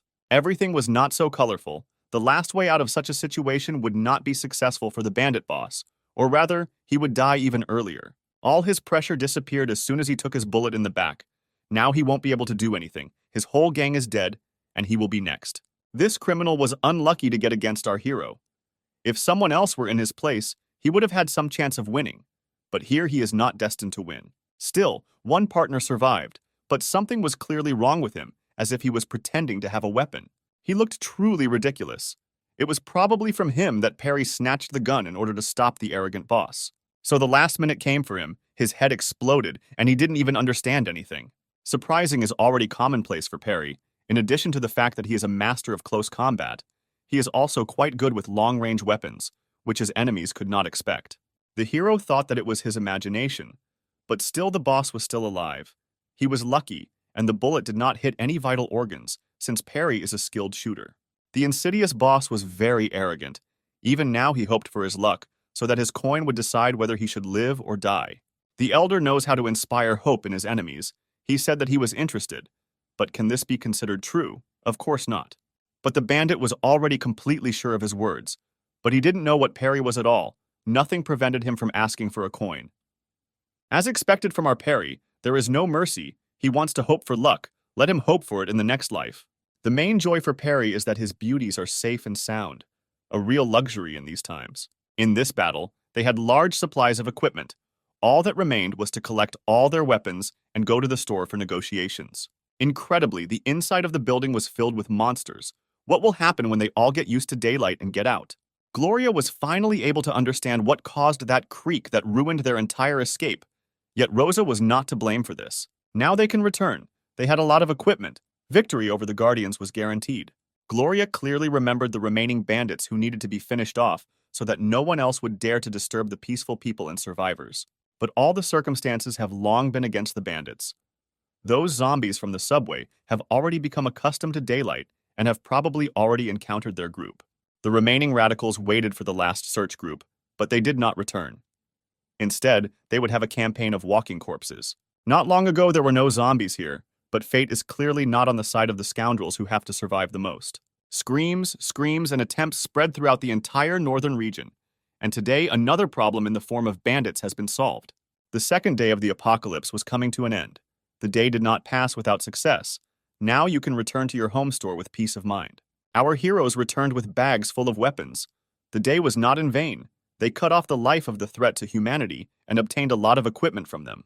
Those cowards were very happy about their arrival. It seems they really missed them, because when they saw the heroes, they simply beamed. For the hero, this day was not a difficulty, the little things in life, but the cowards were worried about the weapons behind their backs. There were, well, too many of them. The girls were on the verge of death. He fought with God, but for him, everything was nothing. As if nothing had happened, such fearlessness infuriated the heroines. This day had not been easy by any means, but now he could drink soda and enjoy his vacation to its fullest. Gloria recognized this weapon. It was from prisons and police stations. They could do anything to her colleagues, which she sadly understood. Still, it was not in vain. We managed to get rid of the bandits, who were a great threat to civilians. But the zombies had not been canceled, and they still posed a danger. There were definitely advantages to the death of the radicals. If they had acted differently, they would have suffered much more losses and problems. Gloria definitely agreed with Perry's thoughts, but it was just one word from his mouth that bothered him. When they first met, Perry called himself a cleaner, which could mean that he had been getting rid of problems for a very long time. But at the time, he did not understand that he was in the past. Suddenly, Rose became interested in what our hero found out during the battle with the Sphinx. This is where it should be very interesting. What Perry will tell in a couple of moments should confuse the girls, since they could not expect this from an ordinary keeper. As you know, their main enemy was the Guardian Sphinx. He depicted him in the form of a soda can, for the sake of completeness. The high school student well understood how strong the Sphinx was. In addition to its size, strength, and speed, it was also immortal. It was just a nightmare. Perry suggested focusing not only on the Sphinx itself, there was another statue on the side of the pyramid that also needed to be destroyed. The same trick of the Sphinx, which the first crazy bandits fell for, hoped for luck and died. Getting an evolution crystal is like a die or kill contest. To achieve such luxury, you have to sacrifice everything, kill a god or die at his hands. Suddenly he hinted at the fake body of the Sphinx, pointing to a green soda can. What could he mean? I think girls. They understood that something was wrong here. The fake Sphinx definitely had some secret, which Perry knew about. The first time the bandits managed to wound the Sphinx with an explosion, they inflicted quite a lot of damage on him, which was initially a success. This was not to the liking of the sand god. Ordinary people were able to hurt him. For him, this was the worst humiliation. But in an instant, everything became useless. As the student hinted, what affected that damage? Why did he suddenly become immortal? The beauty finally guessed that the statue contained the main secret of the Sphinx's immortality. As long as it was intact, it was impossible to wound the god. The problem was too big. With the information that God was not immortal, it became easier. But the issue with the second statue had to be resolved. It took longer for Gloria to reach her, but she was close, since the second Sphinx played the role of a totem that bestowed immortality. Both Sphinxes are containers.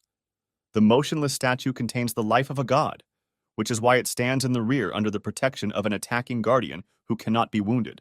Once you destroy the rear Sphinx, life will flow into the attacker, and that's when he can be attacked. The policewoman was at a loss. She could not understand how this was possible, even if it was not very important. The main thing here was to defeat the guardian. Rose assimilated all the information in the best possible way. She realized that it was worth destroying the second statue, and only then would it be possible to defeat the Sphinx. But that's not all. There's not much time after destroying the statue, so you should hurry up in order to finish off the monster before it's restored. The plan for Lieutenant Gloria was difficult. Her brain was boiling in her blood, but it did not give any result.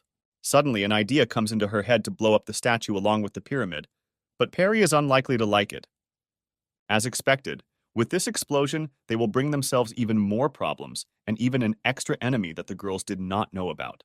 The heroines did not understand why this idea was so bad, that this could happen from the explosion of the pyramid. But now the curtain has been opened for them. Inside the pyramid is hiding a creature much more terrible than the Sphinx. Not that it was frightening, but that it was much stronger and more dangerous, which could not mean anything good. It was difficult for them to imagine something like this. Something stronger than the Sphinx was hiding in the pyramid and not showing itself. The cowards were also speechless. They were unable to eavesdrop quietly, but they clearly succeeded in getting new nightmares for the night.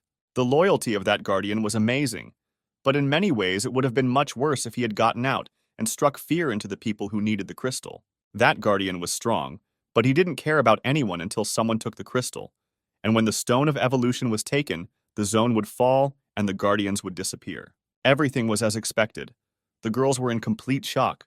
Such information plunged them into misunderstanding and fear, since they cannot overcome one guardian, and then the second is even stronger. Perry knew that there were 3 evolution crystals, which meant there was enough for all the girls, and for him, that everyone received their own power. The little cowards dared to go out to the heroes and wish them good luck, but hardly anyone remembered them. Gloria and Rosa were definitely in shock when they saw these two, since before there wasn't even any wind coming from them, but here they wished them luck. Perry clearly explained that no one is going to die. They just need to come up with a competent plan that can overcome the Sphinx's cunning. The police suspected in the hero's words that he was going to take the crystal alone, but he was behaving too arrogantly, so they were a team. So Gloria begins to be indignant. What does the arrogant student think? Going alone to battle with God, no matter how wrong it is? The lieutenant will not allow this to happen. Rose was in solidarity with her sister. It was not just that she learned to fight monsters. She is the same comrade who will cover your back. On top of that, Perry is very strong, so the girls have a reason to trust him, and extra hands never hurt. Now he has no right to refuse. Decisions are made by the whole team, and not by the commander. He has nothing more to say in denial. It is decided, they agree to Perry's request for help, and from that day on, preparations for the implementation of the plan begin.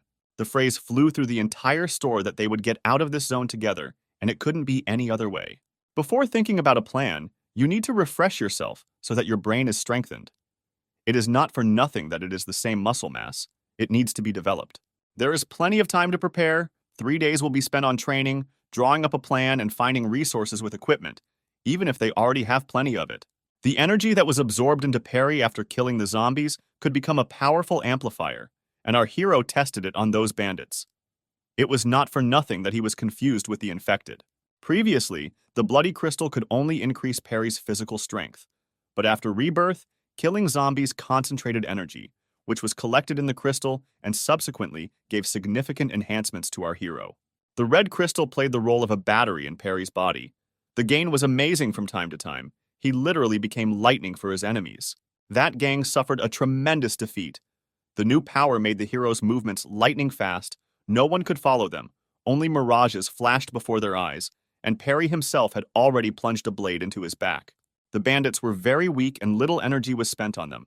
But the Sphinx, he is a completely different case. Defeating him will require a gigantic amount of energy, then triumph will not take long.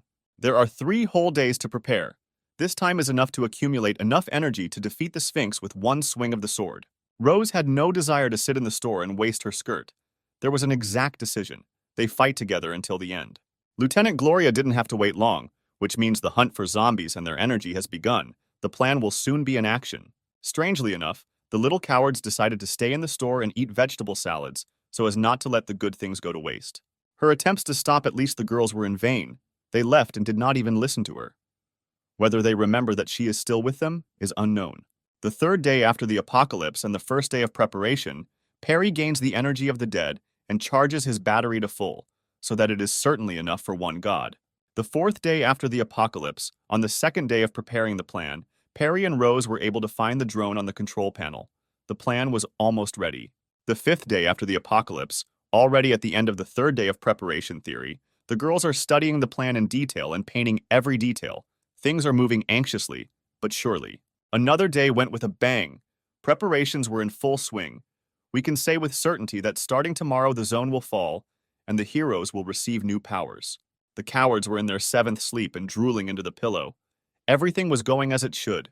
Everyone was doing what they could. The student of the future is also getting ready for bed after difficult days of preparation. By the morning, he needs to get enough sleep and be ready for a serious battle.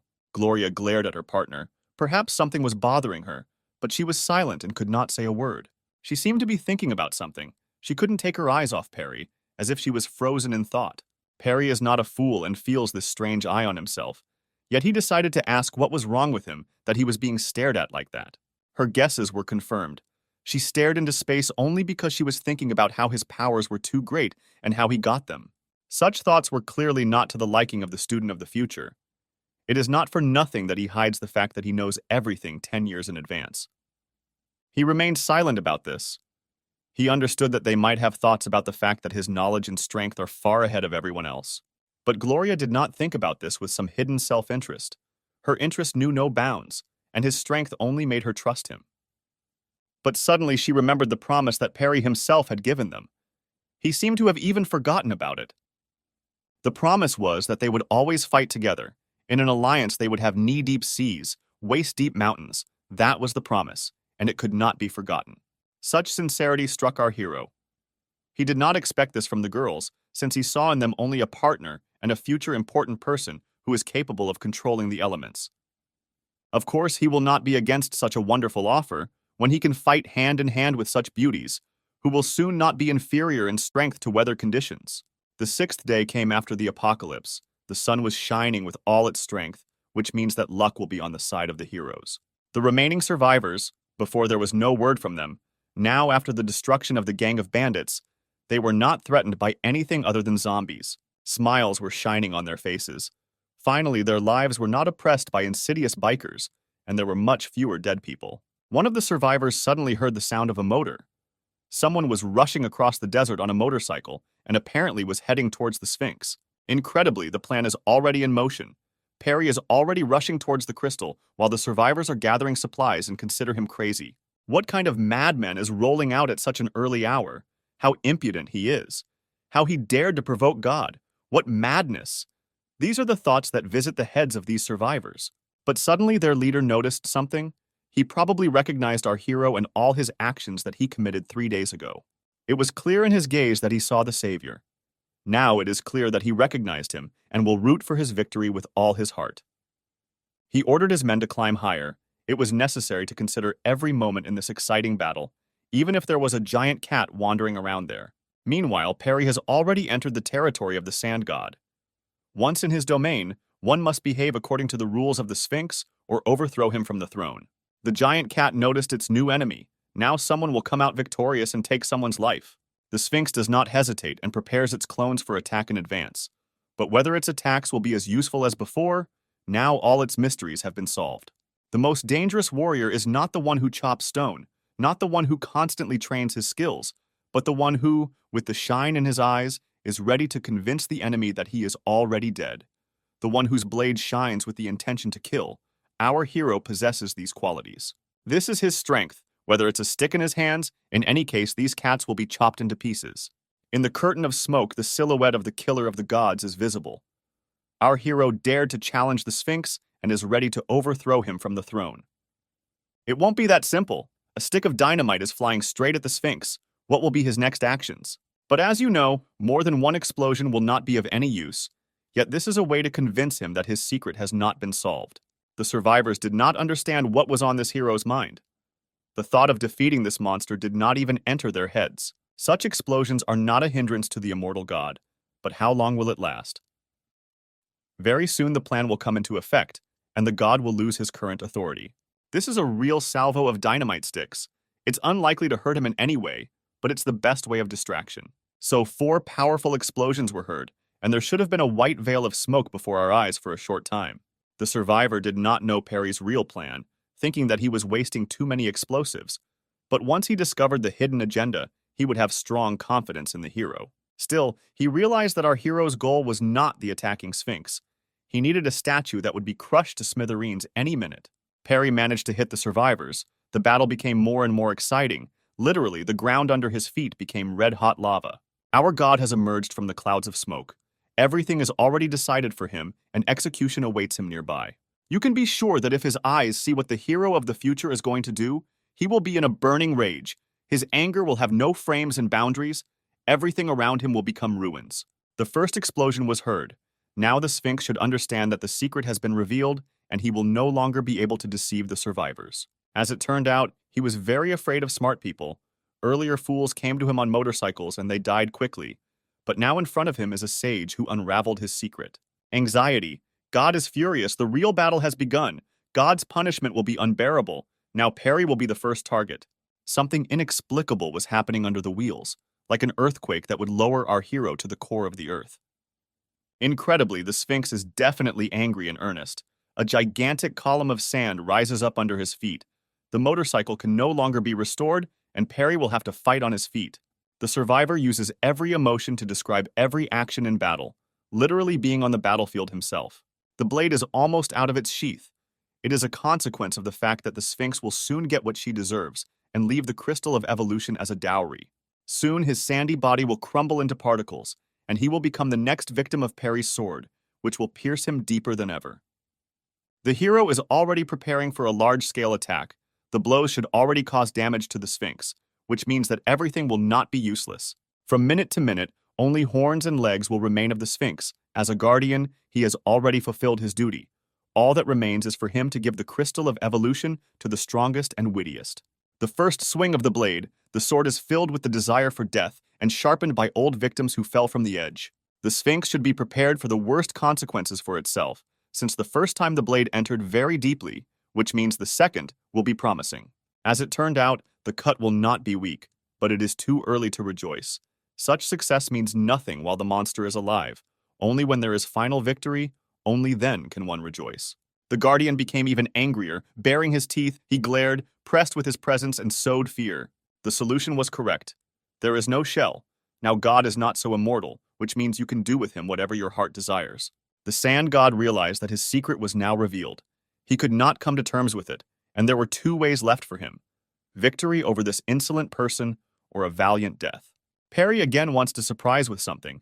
He is hiding something behind his collar, which means that our hero still has a lot of trump cards. He again proves that not only can he swing a sword, long-range combat has not been cancelled.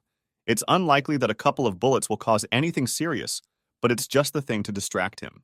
The most important thing is that the bullets do not hit the eyes.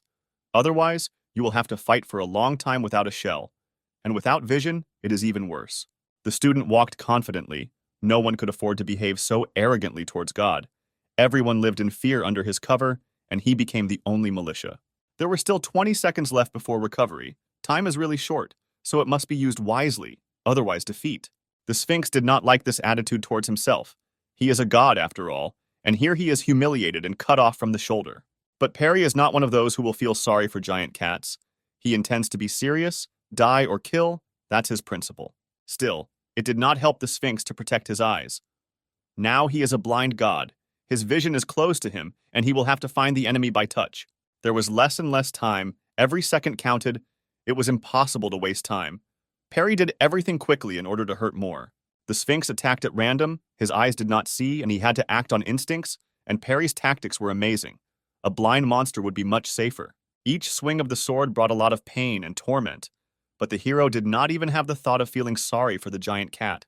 As soon as the Sphinx felt pain, at that very second he tried to brush away the impudent mosquito that was thirsting for his blood, even if he still wouldn't stop doing so. There were 10 seconds left before recovery. They definitely wouldn't have time to kill this creature, but they still had the opportunity to injure him more. The student is preparing another attack. He is going to plunge the blade straight into his back and pierce him through so that he no longer stands in the way. As expected, Perry outdoes himself. All his opponents leave the battle with defeat. No one has a chance for the desired victory, since it always slips into the hands of our hero. You can't expect sympathy from him. You've become his enemy. Expect death and only death. You won't even notice how she comes in without knocking on the door. The Sphinx was in unbearable pain. Such horror had never happened in his life. 3 days of silence made him feel confident. But only during this time, a way to defeat him was found. Then Perry was struck. The Guardian was so strong that even he could not pierce him. The power of the gods is amazing, and their strength is also terrifying. He pulled out a sword from the Sphinx, which created a kind of fountain of blood on top of everything else. It was as strong as stone, but he managed to pierce even to the flesh. There was only time left for one blow. 5 seconds would pass instantly. You couldn't hesitate. You had to act so as not to be late. Just 3 seconds and the fight could end in favor of the Sandcat, which can't mean anything good. One blow, the last second, the whole mountain of responsibility lies on the shoulders of our hero. His main priority is to be in time. Here comes the radiance. The Guardian from the pyramid has created a new cover for the Sphinx. I can't believe at all that Perry managed to do it, but this doesn't mean anything at all. He always has a trump card up his sleeve. Nevertheless, the fears were confirmed. The moment came when it was best for the hero to run further, so that this creature would not catch up. It got even worse. Perry understood that just a couple of seconds were not enough to finish everything quickly. Suddenly, I was transported to a destroyed subway. It still had electricity and the lights were on. And the dead were there too. Even if the hero freed them, several monsters remained to guard the train. The lieutenant forgot something in the subway. What is she doing there? Such an important point. What is the point of killing those zombies? Even here, the roar of battle could be heard. She realized that the noise was from the pyramid, and it dawned on her that she needed to hurry. She probably found what she was looking for, and also managed to put down heaps of the dead, the best partners gathered in one place. Incredibly, Gloria was able to find the train. But why do they need it? Where and why do they need to go? But this is definitely part of the plan. Suddenly, that same survivor noticed that the statue had been restored, which meant that our hero had to run at full speed so as not to fall under the attacks of the immortal creature, since now she would not let anyone near the shell. The Guardian inside the pyramid gives the Sphinx incredible powers. Without him, the sand god would be an ordinary kitten. Perry had a couple more trump cards up his sleeve, but he just had to use them somehow, or rather, that same train would fit well here. In the very near future, Perry will need to think about the next step, but will it be so effective? There was still time to assess the situation. It was clear that the Guardian from the pyramid was in place, which means he would still have time to properly hinder them. This means that he must use his accumulated energy, otherwise he will only die if he does not use up his battery. The Sphinx was completely restored and found his shield, which gave him immortality. The abilities of the Guardian from the pyramid are truly amazing. The sand god was furious. Having gained immortality and a shell, he will finally be able to teach our hero a lesson. Even a circle of white chalk on the floor will not help him. They stood face to face, both looked into each other's eyes. In this battle there were unequal masses, but corresponding forces, a hero burning with the desire to win, and a god guarding the crystal, which his opponent was chasing. The survivor was amazed by Perry's fearlessness. A gigantic, immortal, and omnipotent god stood in front of him, and he didn't even think about running. But everything must be according to the plan, in which our heroines are not without reason. Soon they will play their role. This takes time. So it has come, the time for the beautiful warriors to come out. Perry calls Rose to fulfill her part of the plan. The time for the second part of the plan has come. The immortal god is distracted by Perry himself and thinks that his shell is safe. But he did not know at all about his opponent's partners. They made a fool out of the god of riddles. And here are our beautiful hands steering the drone. Soon the Sphinx will get more than a child. It will be unusual for God to see how his statue is broken by a modern drone. Perry, with his plan, again made a fool out of the Sphinx, as in one myth about the sage. God was attacked from the rear. He will be completely humiliated if he sees what happened to his second shell, which will become dust any minute. So another explosion thundered. The shell was destroyed and Perry played the ideal role of bait. All that remained was to fulfill the games of the killer of gods. A notification was heard that the statue had been blown up. From this moment, the battle with the mad god of riddles could begin. The Sphinx was simply furious. Our hero understood this well and even mocked him. Since he was initially destined to die a fool, he would be thrown off the throne and would be another fool. Even if the Sphinx understood that his secret had been figured out, Perry clearly explained that everyone knew about all the secrets of the sand god. With such power, Perry can dethrone gods, cut metal with a single swing of his sword, and outspeed lightning. Now the survivor can breathe a sigh of relief. Victory was already in the hands of the eccentric. Just wait a little, and they will be freed from this prison. Perry expressed all the thoughts of his enemy. He mocked the one who should already have lost hope of victory. It was not for nothing that the Sphinx was afraid of the sages. They easily circled him around his finger.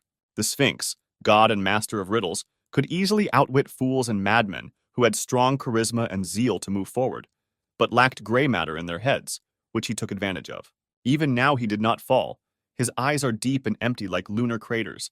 He literally crumbled before our eyes, but he continued to stand on his fours, continuing to keep the crystal. The survivor experienced a roller coaster. At first he is perplexed. A second he fears with all his heart for the hero. Later he rejoices and again clutches his head in fear. It is impossible to deny the wisdom and wit of the Sphinx. He is smart, but he just can't guess what awaits him soon. Just for this, Perry gives him a hint. Suddenly, God was frightened by a strange roar from the side. Something was definitely brewing, and he understood it well. Incredibly, the student's priority was not to win the battle. The main task was to bring the Sphinx to the right place and to a pre-planned place. Over and over again, our Sphinx was being twisted around his finger. He was truly angry and understood that another sage was standing in front of him. Perry began the countdown, at the end of which the Sphinx clearly faced the worst, his greatest nightmare and fear. This roar was familiar to the noise of the rails. Is it really that same train flying straight towards the Sphinx? Only he cannot expect where it will fly from. This is precisely Perry's trump card.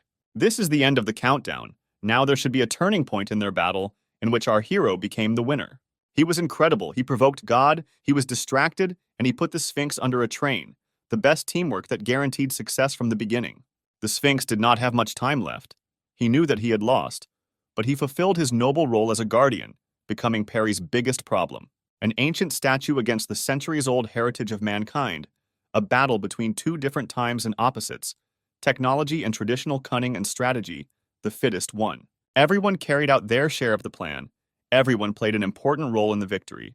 A gigantic burden of responsibility lay on their shoulders, which they justified. The power of civilization was amazing. Modern technology once again put old traditions and myths into the crypt. Victory was on Perry's side. Rose was jubilant. The preparation was not in vain. They still won and were able to open the evolution zone in less than a week. But the situation did not get better. The dead began to emerge from that subway in huge numbers. There would be a new large-scale wave of zombies that would devour every survivor. They climbed onto the Sphinx and headed towards the pyramid, which meant new danger. The fears were confirmed. The guardian inside the pyramid was angry.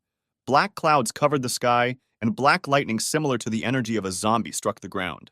The dead were already leaving their lair. Perry was just waiting for them and was ready to chop everyone up in order to replenish the red crystal with energy. The girls harnessed their steel horse and were going to go for the stone of evolution. Gloria also had a good handle on the steering wheel. Again and again she convinces of her skill, a truly good police officer and servant of the people. Rose also decided to go with her to storm the pyramid. They are filled with confidence. Now there are no barriers at all. They were at the foot. An incredibly strong radiance shone throughout. This is where the crystal of evolution should be, for which they are hunting. Meanwhile, the hero of the future was stacking the corpses of the dead like books on a shelf. They were too weak to form a good battle. He noticed clouds overhead. The guardian was angry. Probably now the main enemy would come out. Those strange eyes never appeared. His guess came true. This zone was unique and very dangerous, having two guardians at once. It was not for nothing that the Sphinx protected the pyramid. It was also in the ancient myths that a giant statue preserved the great building of Egypt. And here, he protected the second guardian, receiving his protection. The first guardian was the Sphinx, who fought on the front lines and was immortal as long as his real body was intact. The second guardian hid in a cave and gave the Sphinx the opportunity to immortalize. He was much stronger than his partner, but was useless because he did not go outside. Due to the fact that the zombie's energy made Perry similar to them, the guardian considered him to be one of them and tried to control him. Now he is busy controlling other monsters and is not going to interfere with our hero, which means he can easily take the crystal without thinking about anything. But the dead will not allow you to calmly move towards your goal, constantly bothering their future victims. The infected appeared only to disturb people.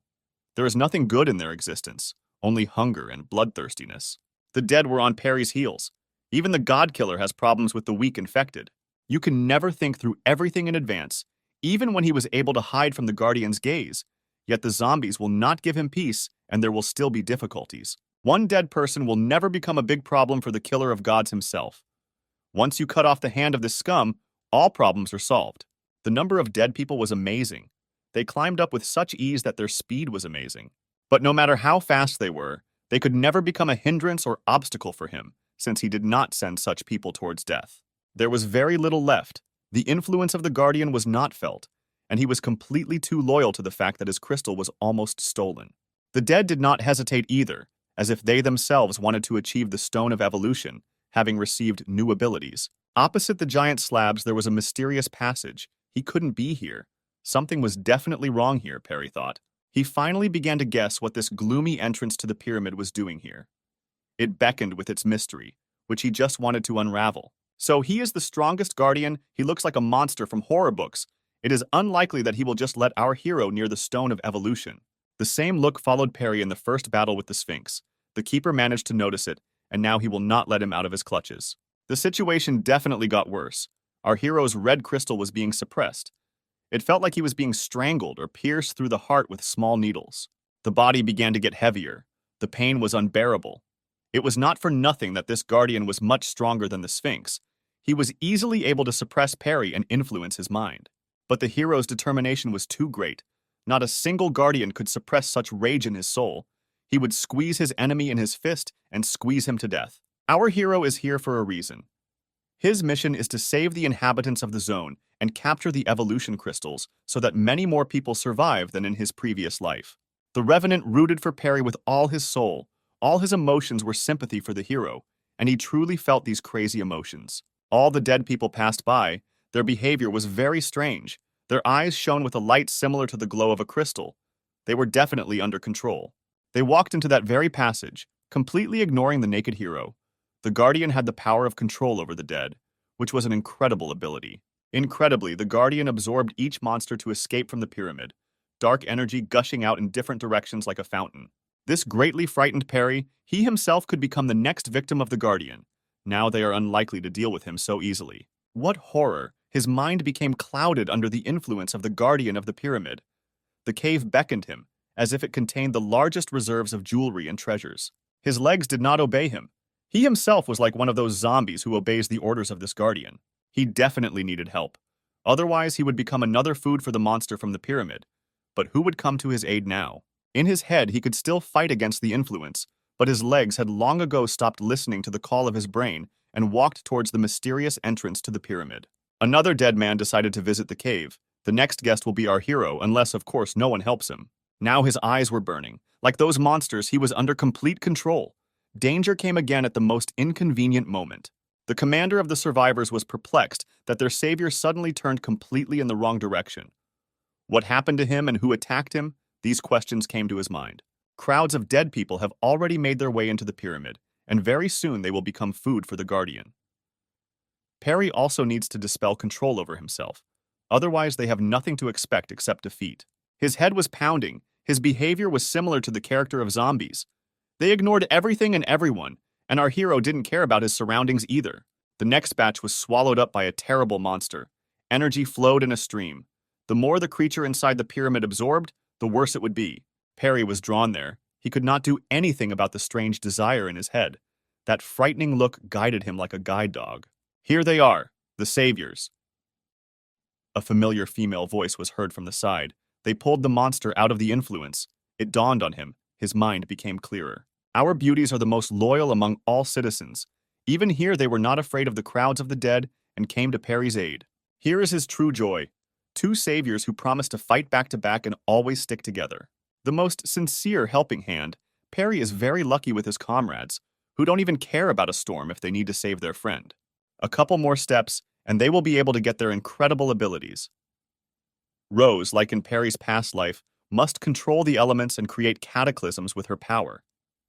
Some stands rejoiced. Fans rejoiced at the victory of the heroes. Their saviors justified all the hopes that were placed on them. They are saved. All that remains is to help the rescue team and evacuate the zone. A team of real heroes. Before them is the treasure of humanity, which they deserve with all their strength and ingenuity, the geniuses of the present time. They went through a long and thorny path. More than once they were on the verge of death. They left every situation as if unscathed. Bandits, monsters, and gods did not take them. Now no one is able to defeat them at all. The crystal shone like a chest of gold. The light was incredibly bright, but it did not bother the eyes, as if it did not exist. Such was the power of the crystal of evolution, a power that could only be obtained by three people who went through a war with gods and monsters for its sake. The minute for which they walked through thorns, through crowds of corpses, which even the circle of white chalk on the floor did not help to escape from our heroes. In a second, the zone will fall. The hero of the future will immortalize his name in the history of the whole world, becoming the strongest warrior of evolution.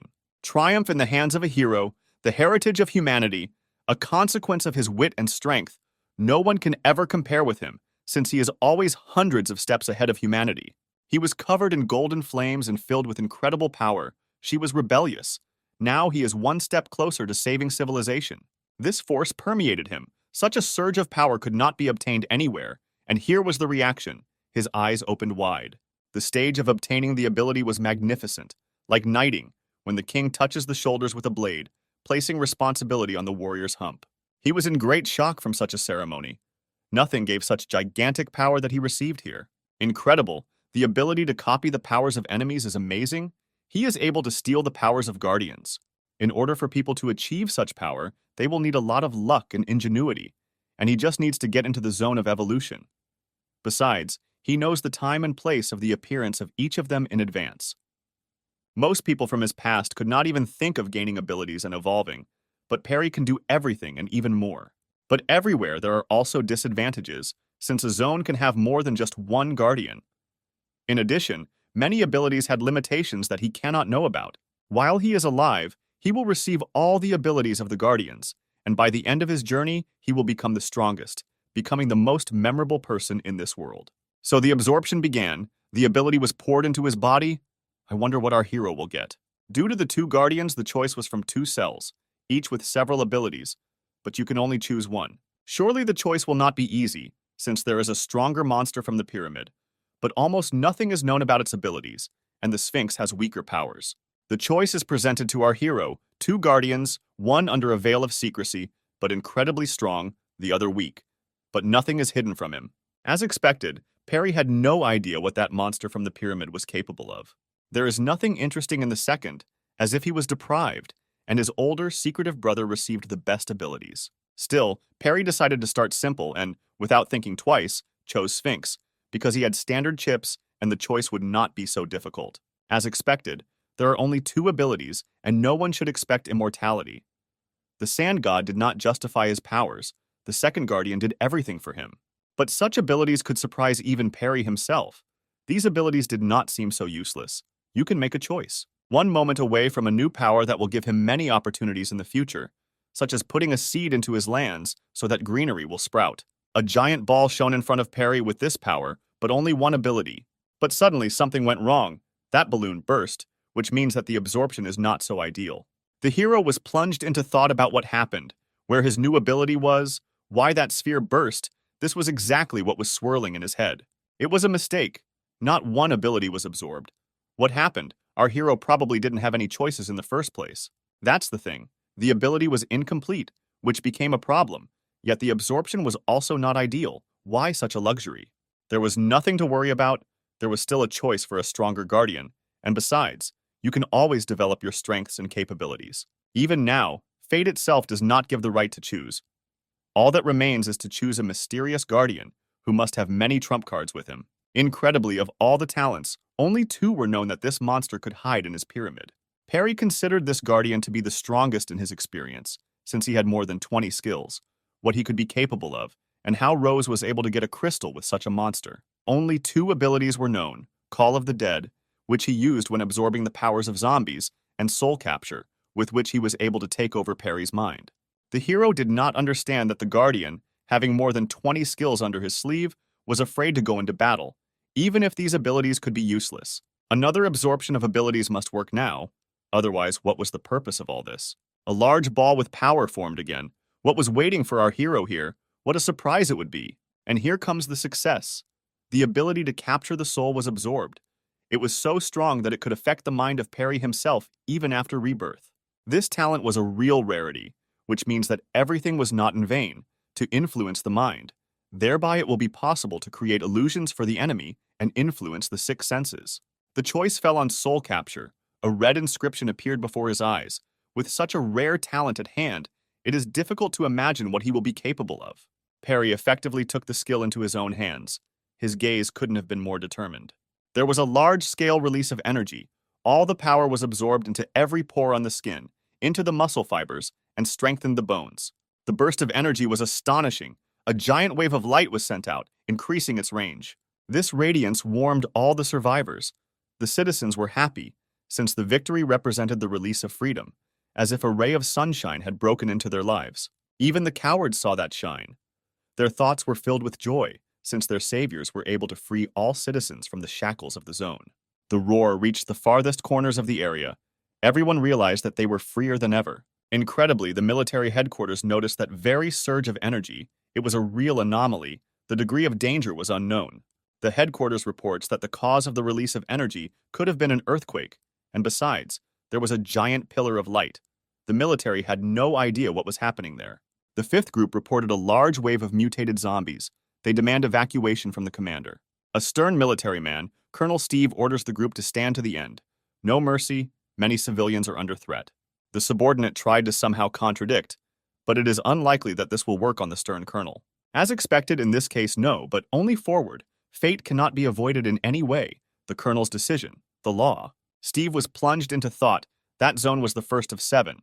They couldn't lose such an opportunity to study it, so they had to move forward. Meanwhile, a giant pillar of light cut the clouds. It was a flag of liberation. Our hero tried his best. The energy shattered like a mirror and its fragments rained down from the sky. The entire area was covered with the pollen of this light, whether snowflakes covered the roofs of houses and the ground, pleasing the eyes of travelers. The light of victory, the northern region was freed from the influence of the great god. Everyone made a great contribution to this victory. Even the bandits brought benefits. Perry was already coming out of oblivion, which means everything is in order and you can breathe a sigh of relief. The eyes opened slightly. The civilians were safe, the guardians were defeated, only zombies could prevent the release. Perry once again amazes with his endurance. After everything they did for those 3 days, he was still standing on his feet as if nothing had happened. Suddenly, a familiar voice came from the side. The source did not understand what was happening here and decided to turn to our hero. It was Gloria. Our lieutenant should also receive his ability, which was causing her a severe headache. The hero shone with happiness. The zone was cleared, they were safe, and they could get out of the area. Gloria's head was pounding. She remembered how Perry was taken control and he could not do anything. But he calms him down, saying that thanks to them, he is still standing on his own 2 feet. After all, they are a team and should help each other. This cannot be avoided. But it was just not calm because Rose, whom Gloria tried to call, was not nearby. Perry also noticed that their high school student was nowhere to be found. He silently began to look for the heroine around. She couldn't have disappeared so easily. Still, he found her. She was lying on the ground and was completely red. The new skill turned out to be too strong, and she could not withstand such pressure. Even the more prepared Gloria had a headache. Incredibly, she had a fever. Her body was fighting something. She was not feeling well at all. She needed emergency help. They understood that this was a clear reaction to the new talent. She needed peace and a quiet place. The lieutenant did not understand what was happening to her sister, why it did not affect them, and whether everything would be okay with her. However, she was very worried about her. She probably received a rare ability, and her body has not adapted to such changes at all. All she has to do is adapt and everything will be fine. The police suddenly became interested in what ability our hero had. Perry named the name of his ability, But she didn't understand exactly what he was talking about, what soul capture was and how to use it. In general, she had no idea. He explained it in an almost accessible and understandable way, that this influence on the mind and its subordination in the future, in general, he could change the picture before his eyes. But he did not talk about the ability to absorb abilities, since it is not yet ideal. Even so, Gloria didn't understand anything. It was too abstract. It would be better if Perry showed his skills in practice. Apparently, the demonstration of forces had already begun. He had disappeared somewhere. Gloria was at a loss. Since it all happened too quickly, there was not even a mirage. Incredibly, he ended up behind the policewoman. She did not expect such force. If there was only one enemy, he would never be able to find out where his enemy was. But suddenly he disappeared again. Only a second ago his silhouette was behind him, but now he is not there. The ability was good. Just like that, he disappeared from the enemy's field of view, ended up behind his back. The enemy would go crazy while he attacked the silhouettes. She admired this ability, but it's true that it could have a lot of uses, since the effect on the mind is too broad. From the side of the target, it looks like teleportation or instant movement.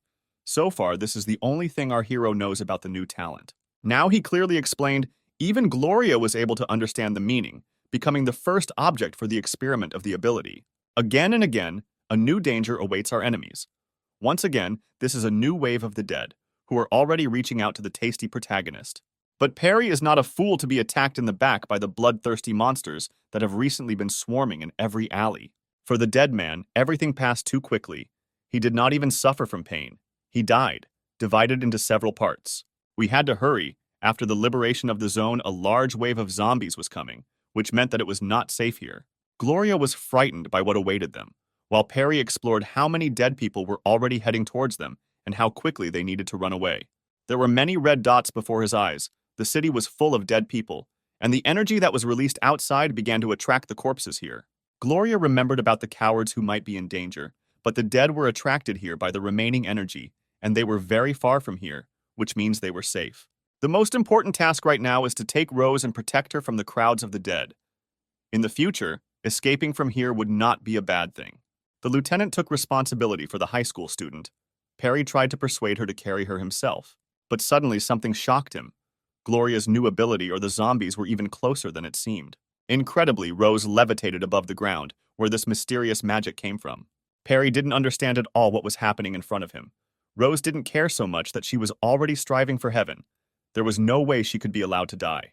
The danger was over. It was Gloria's ability. She could control gravity, an incredible talent that everyone would dream of. It was like he was struck by lightning. Gloria's skill was amazing. When she can develop it to the proper level, then she will be able to control everything around her. This skill shocked even our hero. If he had it from the very beginning, it would have been much easier, since such a talent is of the highest level. The lieutenant considered Perry's reaction strange, but he pretended that everything was normal, and they had better go to the hospital to help Rose get out of this state. Even if there are herds of zombies on their way, they are determined to help the girl. Together, they will easily break through the danger and solve all the problems. Meanwhile, citizens fled the area, the dead were on their heels, and they could not answer such a crowd. The situation was getting worse and worse. The zombies seemed to have broken free, but being distracted by them was a fatal mistake. You had to run and just run. The zombies were reaching for fresh meat. They didn't need anything else, just to find a victim that they would devour. But people are not fluffy bunnies and can easily respond with their cruelty, since even a loved one who has become dead will be their enemy. Strays are powerless against an axe. No matter how sharp their claws and fangs are, a sharp blade and a strong hand will be stronger, which is precisely why a person is the fittest. The head of the survivors orders to run in the other direction, but how long will they be able to run from countless monsters? People were in a panic. Their life did not prepare them for this. They wanted a quiet life, where girls would run after them. But now herds of cold dead people were running after them. But even so, they found themselves at a dead end, who would come to the aid of hopeless people who were destined to die in the apocalypse. The situation became terrible. The dead surrounded them, and there was nowhere else to run, which meant there was no salvation either, which the head understood well. As Perry said, the dead were on their heels, and there were so many of them that the survivors could not even escape. They have already attacked the survivors. They just got out of the zone, and such a surprise awaits them in the form of hundreds, no thousands of monsters. He understood that he would die, even after so many trials, when the zone disappeared. Meanwhile, the military defended their territories and fired back at the dead. but it was clear from their faces that this did not help them. A real horror was approaching them, which they would have to fight with trepidation. Now it is clear what frightens them so much. His face shows all kinds of despair. This creature didn't even take a bullet, it was too strong. The 10th group reported a unique danger. A mutated one appeared, and he was too strong. It was impossible to resist him. The military demanded help. Support was needed. Otherwise, large losses could not be avoided, since the creature was too dangerous. Steve asks to describe this dead man, promising that reinforcements will arrive as soon as possible. Everything only got worse. The connection was lost, which meant that the group would soon be dead. Colonel Steve understood this, and he had to do something. The colonel's order, the 5 strongest are sent to the battlefield with him. We are moving forward now. The subordinate is worried about Colonel Steve, as it was too dangerous on the front line. A military man is meant to sacrifice his life. Every soldier has now put his life on the line, and our Colonel Steve is not going to sit behind the backs of the real heroes who are now at the front. The order was given. Everyone got into their cars and moved towards the most dangerous enemy they had encountered. Meanwhile, the strays also bothered the civilians. They moved in crowds and overwhelmed them in numbers. They did not want to die. They still had the fire of life. But the dead were not alien to morality and mercy, which was their worst feature. The head of the group of citizens blamed himself for not being able to bring everyone out of this abyss. Now he could only apologize to them and nod his head in order to retreat into his mind. Suddenly, a strong explosion sounded to the side. The head was in shock, but this could mean salvation for them. Suddenly, his fear disappeared. He was surprised that a giant explosion had passed nearby, which could have been his salvation. Luck was on their side. The culprit of the explosion was the person at whom everyone pointed the finger. It was definitely a salvation. This silhouette in the clouds of smoke and dust was very similar to someone. It was a swordsman who was capable of cutting down vehicles. Incredibly, the strongest evolved man in the world came to the survivors. Who could be better than him? This is real happiness for those who a minute ago were on the verge of death. The head recognized him and would have recognized him among thousands of similar ones now, and the tears on his cheeks dried up, and hope shone in his eyes. Yet the monsters do not care what danger is moving towards them. Their bloodthirstiness and hunger have blinded them so that they do not see anyone in front of them except victims. The head of the survivors managed to save his comrade by killing the annoying monster that gives no rest to anyone. The guy was on the edge of a cliff, but his leader will never be the one who throws his partner off. He will give him a hand and pull him out of any trouble. Here is the joy on their faces. They were saved by our hero. Only with his appearance can he give hope for a bright future. By that time, the dead did not want to run to the side. Their thoughtless movements were amazing. They went where their feet took them. Instinct forced them to go to the victims. The swordsman walked towards them. Each stray will receive what he deserves, preparing to lie down in the coffin. Incredibly, he decided to use his new skill. Finally, it will be possible to see it in action and use it in practice. She acted. Even the non-intelligent dead were afraid of Perry. He instilled in them a frightening nightmare with which they lost hope of life. The survivors, whether struck by lightning, could not believe their eyes. Zombies cannot be afraid. How is this possible? How strong is this eccentric? These are the thoughts that come to their heads. The dead were powerless under his influence. They froze like statues and awaited their fate. Death was already waiting for them in its afterlife. The hero of the future was completely confident in himself. The victims were immobilized, which means it would be much easier to kill them. His speed amazed everyone. They were speechless because he left only mirages behind him, which was hard to even notice. Still, someone was afraid to notice him, but he was unlikely to fight then. In those moments, he should have chopped up every dead man and made an appointment for everyone with the rotten devil. As it turned out, the heads and body parts of the dead were flying in different directions. No one could do anything for our hero. The ability is really not bad, since cutting motionless targets is much easier than cutting insane corpses. The survivors rejoiced. They did not know what to call him and decided to call him a swordsman, which Perry himself did not like. He asked them not to call him a swordsman. It would be better to call him by name, but they were very delighted and did not even listen to his requests, because he wanted to say everything that was on his mind. Even now he did not call him by name. The man wanted him to take them with him. Otherwise, they would definitely not survive even until tomorrow, and they needed salvation. Such decisions need to be made by the whole team. This surprised the man, since he thought that our hero was fighting alone. Meanwhile, the dead did not retreat, and even walked with a confident step to devour every person here. There was no fear or pain in them. Ideal warriors who have one nuance: they will never listen to anyone and will fight only and only for themselves. But their pressure was interrupted by a sudden car. There was no need to walk in oncoming traffic. They should look left and right and not count crows. There was a big explosion. Who is this new warrior of salvation who is able to throw cars and thereby terrify enemies? The dead were crushed by cars, and later the entire transport took off again. Is our lieutenant really capable of this? Controlling gravity is a very useful talent. The guys couldn't believe it. Some kind of devilry was happening around. Cars were flying, the dead were dying instantly, and their savior was disappearing due to his speed. She was incredible. Gloria was like a goddess descending on mortal sinners. Because of this, the men were scared. She was floating in the air, and piles of metal were flying behind her. They were horrified. The girl is beautiful, and she also controls gravity, and Perry must be incredibly strong for such a goddess to be his partner. In their eyes, Perry and the girls are superheroes, on whose shoulders lie the fate of millions of people, and their strength is capable of moving mountains. Finally, she descended to the ground. Such a skill can destroy cities. As soon as it is developed to the proper level, earthquakes will become commonplace for her enemies, and cracks in the ground will become a coffin. Also, such power had one drawback: large energy costs, which would take a long time to be replenished. Her strength left her. Gloria threw Rosa out of her influence and handed it over to Perry. Still, she could not live up to the expectations that were placed on her. The policewoman did not turn out to be the strongest on the team. You still had to get used to such power, otherwise the energy would always be wasted just as quickly, and someday there would be no one to catch Rose. By that time, the military was shooting back at the dead. They tried to spend every bullet wisely, but someday it would be useless. This time has come. They can still wound ordinary zombies with ordinary bullets, but this will no longer kill mutated ones, which means they need to become stronger. The military also understood that against these creatures, bullets were like a tickle, each one flying away from them, even if they were made of steel.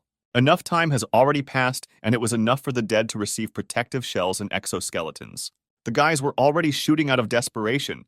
They had no hope of survival, since the fear of these creatures killed everything inside the people. Such modifications were extremely dangerous. Wide mouths, shells on their arms, and unquenchable rage. This is how monsters should be. His eyes shone like candles in a temple. With a smile like the devil, he said that he was doomed to him, so emptily, as if he had sold his soul to this creature. They definitely couldn't be killed with bullets. Only escape would save their incredibly valuable lives, so they had to run away without looking back. At this rate, they will all be killed, and the herd of mutated zombies will be chopped up. It will even be impossible to retreat, since the creatures were much faster due to their modifications. One bite and the military said goodbye to their legs. They were cracking nuts. People were losing their last hopes. Their loved ones and relatives had no one else to wait for. And yet it was almost impossible to escape from bloodthirsty monsters, since they were always one step faster. There are even fat people. Their mass exceeded the boundaries. There was much more hunger, and they ate more fresh flesh. The soldiers tried their best, but they could only hope for help from above, since there was no hope even for their machine gun. It can't be. They chewed through metal. Weapons broke under the pressure of powerful jaws and sharp teeth. Nothing could stop them. There was complete horror happening all around. The apocalypse became a big horror film that I would really like to rewind to the happy ending, so as not to see these wide mouths, flesh and blood that fills the entire screen. The soldier saw death in front of him. Thick death, which was ready to swallow his soul and satisfy his hunger. Well, today this monster is not destined to eat. The blade pierces him through. Now it is he who will face his death, which awaits him with a plate of soup and pie for dessert. Our hero arrived on time, just a few more moments, and the guy could go to his great-grandfathers and convey his ardent greetings to them. The soldier grabbed his head and could not imagine what kind of monster stood in front of him to kill such a large creature with one swing of his sword. Perry was looking for the military and just found it, but the number of dead people did not decrease, and right now, they are behind him. From the side, someone asks Perry to get out of the way. Probably Gloria came to the rescue in order to put a couple of corpses under the wheels. The guy didn't even have time to say a word, and he was snatched from the hands of death, since a much greater danger was approaching them, which was allied. The policewoman surpasses herself time after time. She is able to drag vans with oil with her talent to kill even more monsters. Explosion after explosion, disaster after disaster, the dead fell in hundreds as soon as our heroes appeared before them.